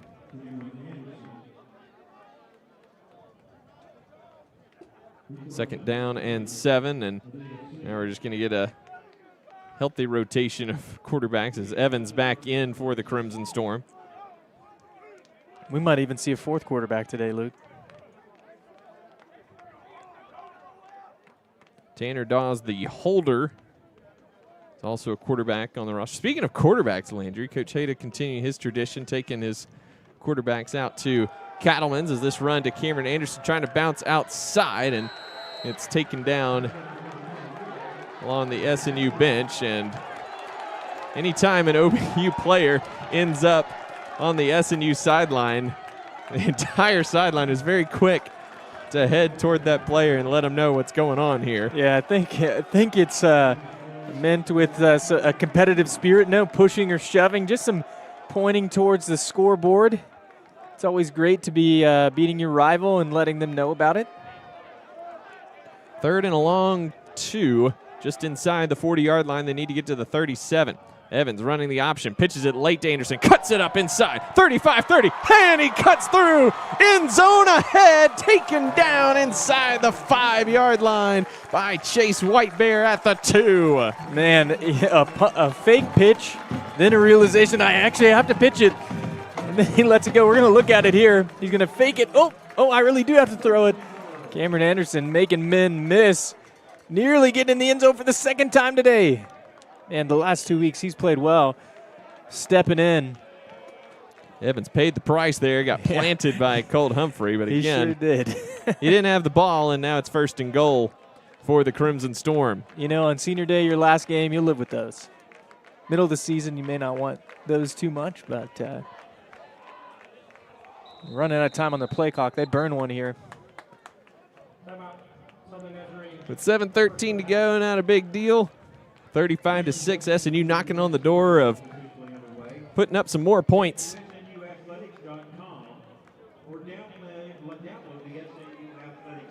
Yeah, and they've just, when you have possession of the football, Luke, this is the result. You know, when you're kind of chipping away, you've had 2 third downs, and you convert back to back, and then you 3rd and short again, and you bust one open. Yeah, that defense starts to wear down. Your offense starts to get more in tune, more in rhythm. Things look a little easier. You get to have fun on the sideline. When you're winning, it's good. It's always a party when you're winning. That's right. SNU well on their way to their 4th straight win over Oklahoma Baptist, and 393 yards on the ground, Landry, and Crimson Storm came in averaging 337 per game on the ground in this win streak, and this will be the highest total, and 2 of those wins had some dude named Gage Porter running the show. This will be the highest total. The second highest is 375 2 years ago here in Gage's final game. Here's Evans right up the middle, met at the 1, and he's thrown back. Have to try it again. Yeah, and I think, you know, obviously you'd like to score here, but running 40 more seconds off the clock, also good. Evans coming off the field. Number 10 in at quarterback. It's Kendall Robertson. That's also recognized on senior day. He had to shed the signaler jersey to get on the field. Yeah, fan favorite out here, certainly. Kendall Robertson's been wearing that signal collar jersey for several years now for SNU. But he gets the reps in practice just like everybody. Puts his foot in the ground and is crushed at the 1, and then he falls forward for the touchdown. Second effort from Kendall Robertson. He got blasted at the goal line, then spun off of it into the end zone for the score. Yeah, they're not going to make it easy to get your first touchdown on your first play. Luke, I don't know that this stat by SNU is going to be beaten by any team anytime soon. 4 different quarterbacks playing today, 4 with touchdowns. No injuries or poor play. That's right. As a factor. You know what? I think they got one more active quarterback on the roster. Might as well throw him in there on the next drive. That's right. The holder, Tanner Dawes, is the next guy up. And the kicker there, Brett Leonard, true freshman out of Tarkington, Texas. And Coach Hayda is just emptying the bench here this afternoon. Gotta love it. Yeah. 42-6, Southern Nazarene over the Bison. We see the effort from Robertson here on senior day. Here it is. He's going to get met right here, but he's going to spin back and throw that ball forward with a little help from his offensive line. He tumbles into the end zone for the touchdown. I think that was Tate Upchurch, also recognized here on Senior Day, pulling Robertson into the end zone. But the quarterbacks have a special bond with Coach Hayda, since he's the architect on this offense and everything. And every year they go to Cattleman's, and words to us, you wouldn't believe the number of them that order a sirloin well done. So he outlawed it. Oh, man. Outlawed well done sirloins at the quarterback dinner. They haven't had anything better. They don't know. It's true. It's just ignorance. They're probably not from Oklahoma. That's, probably the reason. Probably from Arizona or something where Coach Hayda doing the Lord's work, stamping out that mess. That's right. I can't believe people would order a steak like that. Luke, how do you cook your steak? Medium rare at most. At most, that's right. Ribeyes. Yeah, ribeye. Yeah, sirloin. Sirloin is what you use for fajitas, That's right. Folks, if you out there order your steaks well done, we still love you. Yeah, that's right. We're glad you're listening, but change your ways. Yeah, we've got a shirt up here to go with even our friends at OBU. God still loves you, too. Even though you order beef jerky at steakhouses.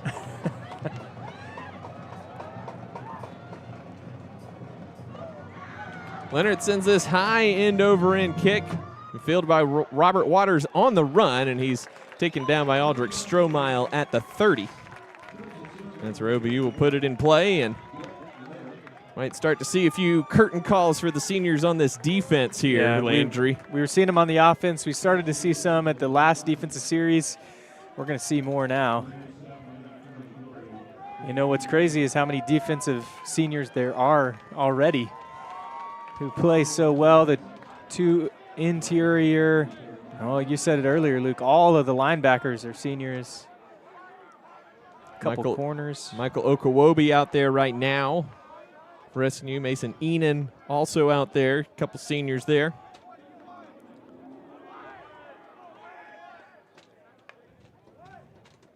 Give is to Nick Harris in the backfield, and the wide receiver unable to get more than a couple yards. Yeah, need to be wise, Temper's flaring, but no need for penalties or... And here we go. Emmanuel Obina and Carter Brock coming off for the Crimson Storm. And they get a well-deserved round of applause. Check down to Edric Lambert and Jake Wright there for one more tackle. Wyatt Brown came in to finish him off. 3rd down and 7 for the Crimson Storm. 5.5 minutes to go. See if this defense can get another stop after they've been just outstanding here in this second half. Masco back to pass, looking to the outside. It is caught there by Kai McCarty. Yeah, just barely caught it. Even to the ground, it looked a little not so sure-handed. They're certainly going to go for it here on 4th down. It's 4th and 3 at the 38. They need the 41.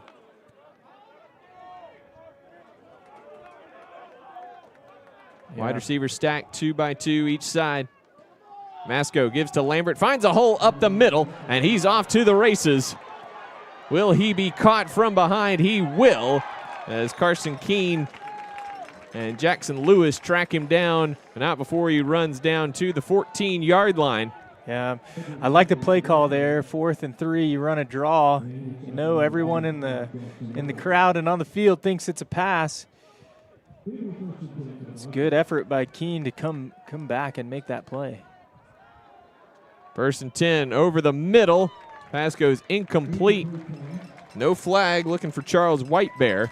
Charles Whitebear was looking for the flag. I was looking for it too, Luke. I'm not going to lie. It looked like Keene had his arm maybe attached to Whitehead's arm, but Whitebear's arm. 4:16 to go. SNU trying to keep the Bison out of the end zone here this evening. 2nd and 10 from the 14. Masco rolling to his right, fires it back toward the end zone, and he's got his man. Touchdown, Bison, as Gabe Barris found himself wide open on the back line on the scramble drill. Yeah, and good. The Bison finally find the end zone. Good throw on a broken play. It's hard to know where all those receivers are. He just sneaks around to the backside and finds his way into the end zone. Good throw. Good arm strength being tackled. Yeah, frustrating. I know the defensive coordinator's hoping for a no touchdown game. You got to be pretty pleased with the defense in the second half. Holder dropped the snap, it looked like. Just fires it up for grabs, and it's grabbed by Elijah Simons in the back of the end zone. There is a flag down. I think that's going to be against SNU. It looked like they were maybe holding one of those escapees from tight end. They are going to call ineligible man downfield. So that is declined, obviously. And one more time, Luke, I need to be wrong. So just one more. So SNU will get the ball back, perhaps one final time. Landry, remember Coach Hayda said we asked what he wanted out of senior day. He said 400 yards rushing and 45 minutes of possession. Well, he's not going to get the 45 minutes of possession, but he is 5 yards away from the 400 yards rushing. Yeah, that's incredible. I mean, I know SNU is not going to have a ton of passing yards, but 400 yards, even if you run the ball every play, is just a pretty astounding stat. And, I just think, Luke, today, how many people have had success running the football? Speaking of astounding stats, Harding, 530 yards rushing today on 53 plays. Gosh. They have attempted one pass. They lead Arkansas Tech 40-13. So back-to-back 500-yard rushing outputs for the Bisons as they churn toward the playoffs and the number 1 seed in Super Region 4.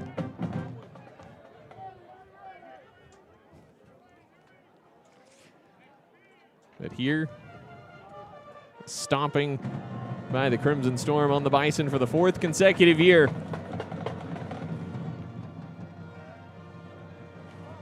Kickoff's going to go over the head of Chelf into the end zone, and that's going to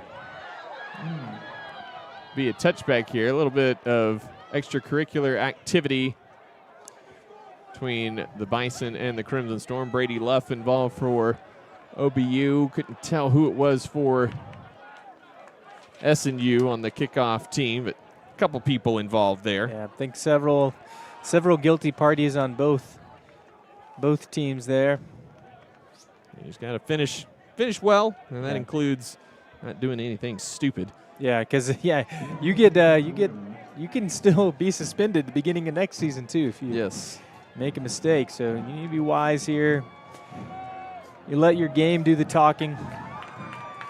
4 minutes left. You got Robertson back out there at quarterback, and the running back is Brandon Alley. Even the whole roster here is a man in motion.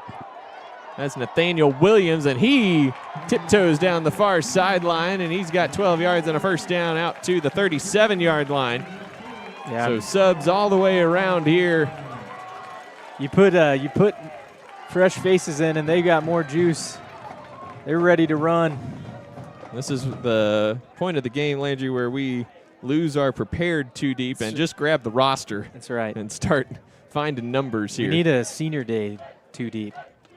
That's a great point. Just an order of priority here. Sure, Coach Hayden would provide that. Maybe just call it the blowout depth chart. Who's coming in order if there's a blowout?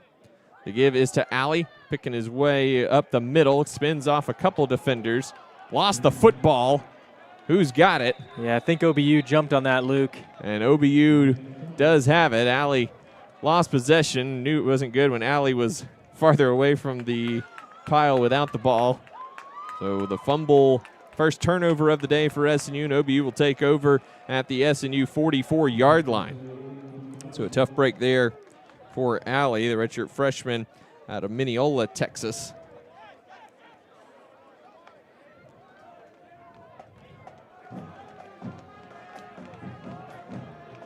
Bison trying to add another score here with 3:13 to go in the ball game.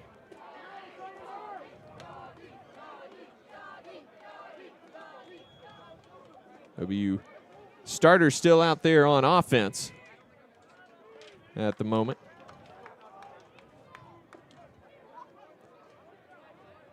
Two-by-two set. Deuce Wise, the running back.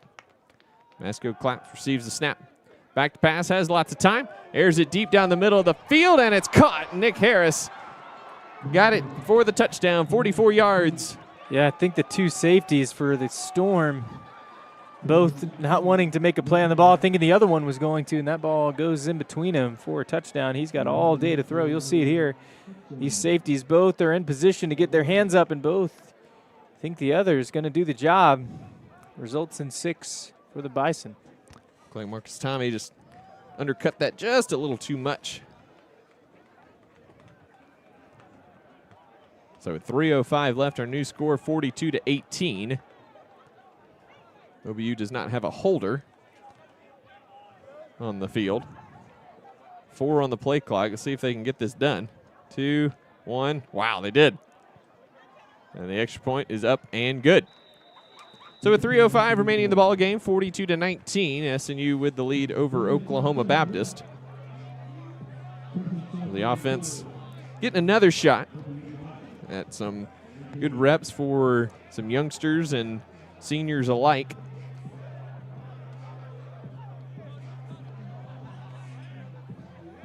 Landry's been a tough season for SNU, particularly offensively. There's been a lot of struggles over the course of the year, but you always love ending the year on a really good high note like today. Yeah, I think it just provides confidence going into the next year, but also it just shows you that what you're doing, you know, those games where you feel like nothing's working, that all those minutes in practice, all those days that you spent trying to fine-tune your game, those things really do matter, and you get to see the effect of that in a game like today where everything just seems to open up, it becomes more natural to run the offense. You know, each play seems a little easier, and there's a lot more joy to be found when you feel in sync with your teammates. And Lowry setting up for an onside kick here. Yeah, and 89. The Storm needs to be ready. It's coming right at him.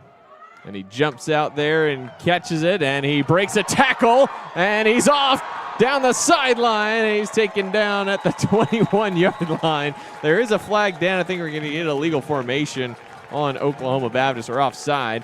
SNU will obviously decline that, but a nice job there by Aaron Underwood, freshman out of Northwest Classen High School here in Oklahoma City. Yeah, that's a great play by Aaron Underwood. I really don't know. You know, he knew how much that ball was coming to him. It bounced right into his hands, and I think he thought it for a second about just falling down, but he's like, oh, I can run this. Yeah. Yeah, even the freshmen on senior day getting involved. So the 5-yard penalty will be assessed to the end of the run, so SNU will start 1st and 10 at the Bison 16-yard line. Alley back out there at running back after the fumble, has added gloves to his arsenal. He did not have them on the last possession. Not sure if those gloves were his idea or someone else's. But he carries it on 1st down and gets down to the 9-yard line, a gain of 8 on 1st down.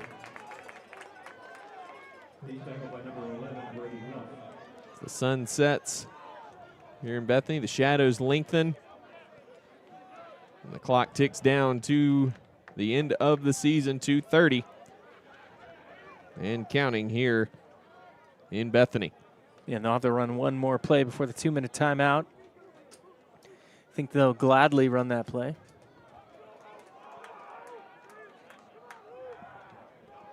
Kendall Robertson, the quarterback. Gives to Alley. Alley trying to bounce it off the right side is spilled by Brady Luff after a gain of 1 down to the 8. So it'll be 3rd down and 1 after the 2-minute timeout. 2 minutes to play in the 2025 season. SNU in firm control here in Bethany, 42-19 over rival Oklahoma Baptist. SNU looking for more. When we come back with the conclusion of this one, this is SNU football. In NCAA Division II, student athletes leave a lasting impression on their communities. That's because Division II student athletes want to make a difference and truly be part of their surrounding communities. Through community engagement, thousands of student athletes from various backgrounds interact with community members who view them as role models. This interaction leaves a positive and perhaps even life-changing impression on all those involved. In Division II, we rise to the opportunity and make community engagement ours. It's a beautiful morning, Scotty, and we have an early game today. That injured list, it's getting longer by the minute. Not to mention, there's apparently a nasty virus sweeping through the locker room. Yeah, but these players, they're in good hands.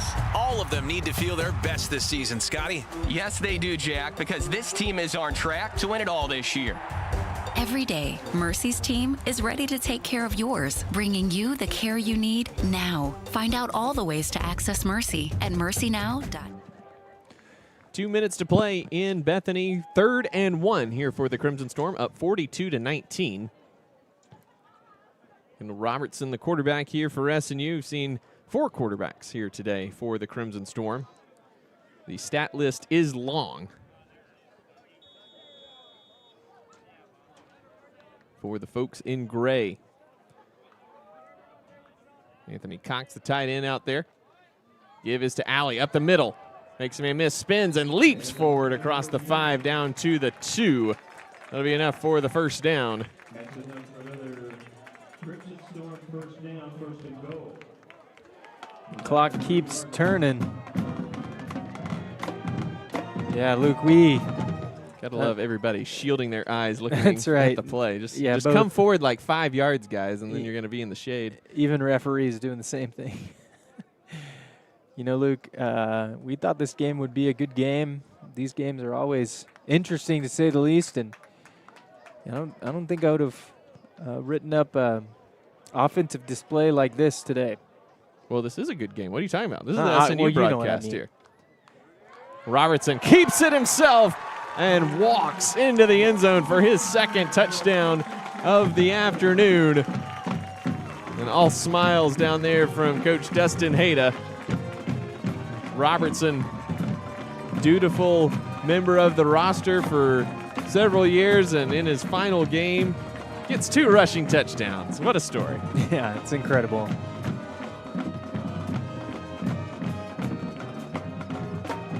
Not an unhappy Storm fan in sight today. 12 SNU players have carried the ball today. Man. Clapper on for the extra point. Up and good.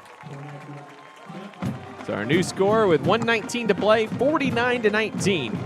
Southern Nazarene over Oklahoma Baptist.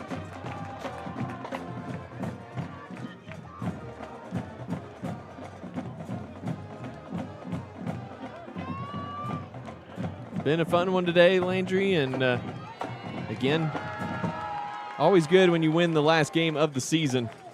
Regardless of how the rest of the year's gone, you can go into the offseason with a big win over your rival and leave that good taste in your mouth, you know, for a solid 9 months. That's right. Until next August rolls around again. Yeah, you can really even take it into spring. You know, that's probably what you're saying. The spring ball is how close you were to winning some of those tight games, but how dominant you were when you put everything together and you look to this last game, and even that East Central game. I know it was a closer scoring game. The 2 wins you have are full team wins, and it seemed like this year some of those losses, it was one side playing really well, one side struggling. But today, all sides of the ball, offense, defense, special teams, look really sharp, and the scoreboard is a good indicator of that being true. Clapper ready to send this one deep. Matthew Young and Robert Waters ready to receive it for the Bison.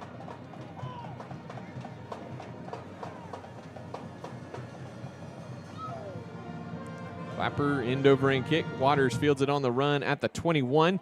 Bounces it to the outside. Is going to be wrestled down by Peyton Christensen, redshirt freshman out of Elgin, Oklahoma. Owls, favorites to win another state title in Class 4A. They're always good. Always good.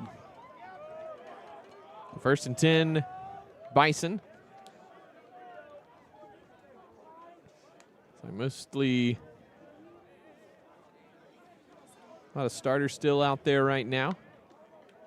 Masco gives to Wise over the left side, and he's taken down by Wyatt Brown, Elijah Simons. After a gain of 6 up to the 43-yard line. Down to 56 seconds left in the season. SNU will win their 4th straight over Oklahoma Baptist. Masco gives to Wise up the middle. Met in the hole. He's got enough for the first down. Down to the 47-yard line, so the clock will stop. Keith Ferguson lost his helmet as well. So he'll have to come off for a play.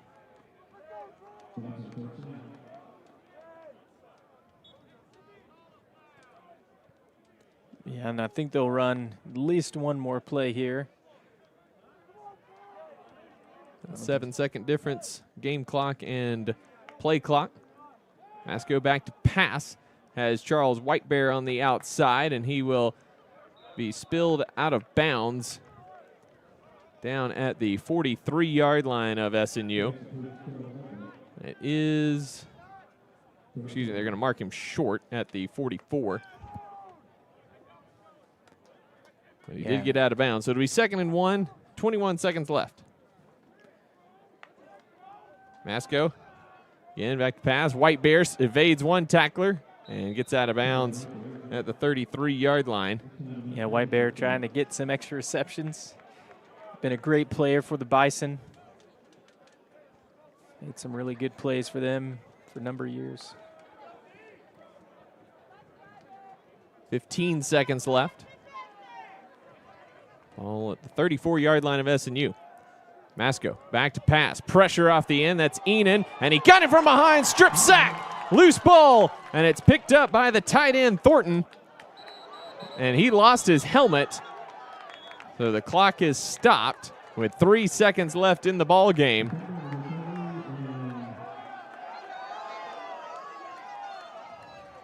We'll see if and here's the clock gets rolling here. Here's the replay. I don't know who it is that gets him. It's Mason Enan off the end. Again, the seniors have been all over the place today. Now again, blind side of that quarterback.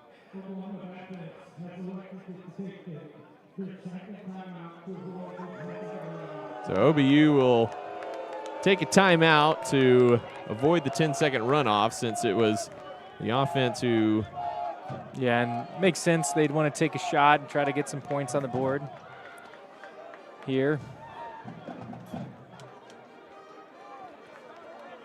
So one more play, 3 seconds left.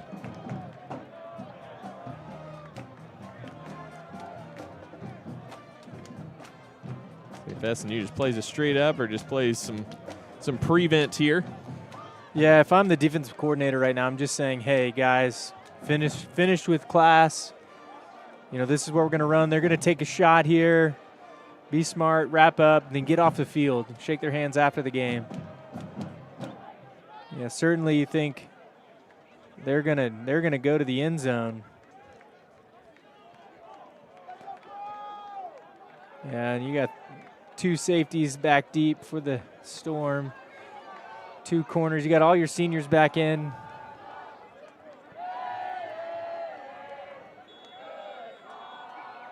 One more play in 2025. Masco under pressure, and he's sacked. Lost the ball. Who's got it? It was Carter Brock with the sack, and that'll do it. Ben Rutherford mixed up with some of the offensive linemen, but that'll do it here in Bethany. A fitting end to this one as the senior Carter Brock finishing the ball game with a sack of Chad Masco. And both coaches keeping their players at bay here. Yeah, it's maybe one of those you do the quickest handshake you can. It's certainly pretty chippy right now, and he need coaches to step in. The officials, I think, just walked off the field. They were doing some extra officiating after the game. Yeah. Lots of hugs being given now. Everything's seeming to calm down. Just an incredible game for the Storm. Picture perfect, Luke. I don't know that we've seen a more well-rounded game from the Storm in at least a couple years. This was about as good as they could have dreamed. So SNU ends the game with 431 yards on the ground, nearly 500 yards of total offense for the Crimson Storm. Averaged almost 8 yards per play. The Bison, 390 yards of offense and 143 on the ground, 238 through the air. But ultimately, at the end of the game, scoreboard says Storm win, 49-19, and that's the most important number that matters. And Landry, I think, obviously the big play of the game, you look back, is that 46-yard pass to Devon Sparks right before the end of the first half. SNU goes, punches it in, marches right down the field to start the third quarter, scores again to make it 28-6, and the route was on from that point. Yeah, I mean, that first touchdown drive at the beginning of the third quarter was without us saying, it was the nail in the coffin. OBU, after that point, just really didn't seem like they wanted to be out on the field, and that was in large part due to the play of the Storm. I mean, they were playing physical, aggressive, really good football, and really showed it out there on the field. Caden Manuel, 14 carries, 100 yards today. 9 carries, 89 yards, 2 touchdowns for Bryson Evans in his last game. 7 carries, 78 yards for Cameron Anderson with a touchdown. 6 for 36 and a score for Carson Hendricks. Kendall Robertson coming in, 2 carries, 4 yards, but he got a pair of touchdowns as part of the fun. 5 carries, 4 yards for Jackson Worley. Yes, and you played 4 quarterbacks today, Landry, and none of it was injury or play dictated. It was entirely on just, hey, let's get these guys in. We're in a good position. Let's get our guys some reps here. Yeah, absolutely, and you got to love that. I mean, Luke, we say picture perfect, or I said picture perfect, and I didn't just mean the play. I meant just the opportunities. Some guys had to play more than they would have. I mean, you couldn't ask for a better senior day. Most senior days do not go like this, not just for the Storm, but just across the conference. You're in some tight games. You're in some games where you can't put those guys in who've worked really hard, and maybe they just don't get as many reps. But today you got to rotate all these quarterbacks in. You got to rotate wide receivers and DBs and linebackers in, and you got to really honor some players who have done a good job here for this program for a number of years.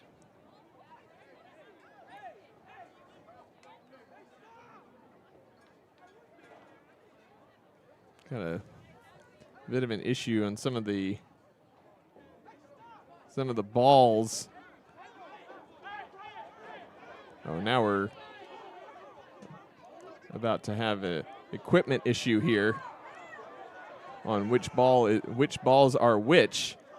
And OBU players coming in to defend their equipment person. Yeah, not sure what's going on. There's a discussion on whose balls are whose.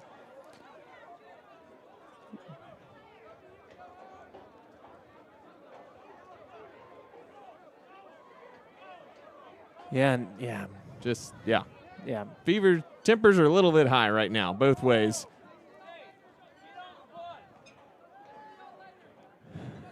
Yeah. I don't want to end a game like that over small things like football. I know that, they're probably trying to get footballs to seniors, and there's some miscommunication. We don't know the details, but you can sort that stuff out over the phone. You can figure that stuff out. We don't need conflict like this at the end of a game.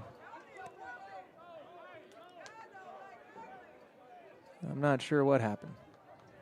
Yeah, just look like disagreement on which balls belong to which school. I mean, obviously both schools provide balls to the folks getting the balls into officials on each play, both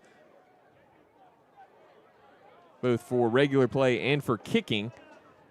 it seemed like there was just some disagreement on which ones belong to whom, which I believe those are clearly marked and are different, between each school. But it's like Chris Jensen, the OBU coach, talking with Danny Thomason, the athletic director for SNU. It looks like everything's getting sorted out all right. But just a unfortunate feisty end. Yeah, strange to this one, but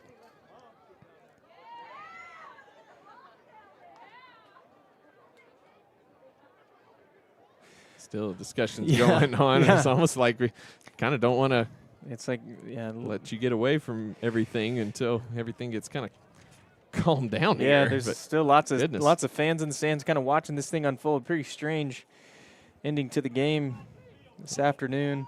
SNU Campus Police is out on the field as well. A couple officers just to make sure that everything stays cool and chipper and not chippy. Sure, there's two sides to every story like normal.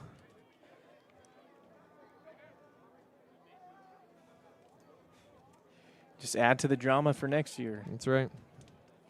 Maybe to So it seems. give this rivalry some kind of nickname. So it seems. So either way, back to the actual game. We're SNU looking ahead to next year. Landry, you've got a lot of guys back. You're going to have to replace a lot of pieces, big pieces. First and foremost, you're going to have to replace, your middle linebackers. You're going to have to replace, your offensive line, pretty much the entirety of that unit. So some big question marks for SNU next year. You look like you got a quarterback in Jackson Worley who's going to be certainly the guy. And then you've also got plenty of options in the backfield. Anderson and Manuel both coming back next year. Always have plenty of options at receiver, tight end. So plenty of options across the board. But you're going to have to answer some questions, as you always do, and replace personnel. That's something that every school's going to have to do. But SNU has recruited well over the past several years, and they feel good about a lot of the guys that they have ready to step in. Yeah, plenty of depth here, but they're going to need to gain and grow in some experience pretty quickly. But the future's bright for this SNU football team. You said it, when you have a good option at quarterback going into your next year, when you know confidently what you can do, you can design your offense around it. And certainly this offense has plenty of weapons on the outside and wide receivers, and looks like they've got a new weapon at quarterback in Worley for next year as well. Well, it's been on the record book. It's been tough for the Crimson Storm this year, finishing with a 2-9, but a lot of growth over the course of the year, like we've seen the last couple, where things started slow, but they figured it out by the end of the year and ended in a successful couple games down the stretch, including a big rivalry win over Oklahoma Baptist. It's 4 straight for SNU over OBU, 49-19, the final score today. Landry, your final thoughts on today and the season at large? It's been certainly some rocky parts, but overall I thought the progress of this team over the course of the year was tremendous. The last 2 weeks in particular, just looking like a revitalized team out there, and really showcased it today against OBU in a rivalry game. You got to love it. Well, that's going to do it for us for the 2025 season. SNU wins it today over Oklahoma Baptist, 49-19, the final score. Until next year, we'll be back here for more football next September. I hope you will be here to support the Crimson Storm. If you are looking for things to do this evening, though, 7:30, SNU men's basketball over at the Sawyer Center taking on Northern State. Hope to see you over there here in a little while. For all of us here at SNU Athletics, for our producer, Grant McNew, my partner, Landry Franks, I'm Luke McConnell saying good night from Bethany and bolts up, everyone.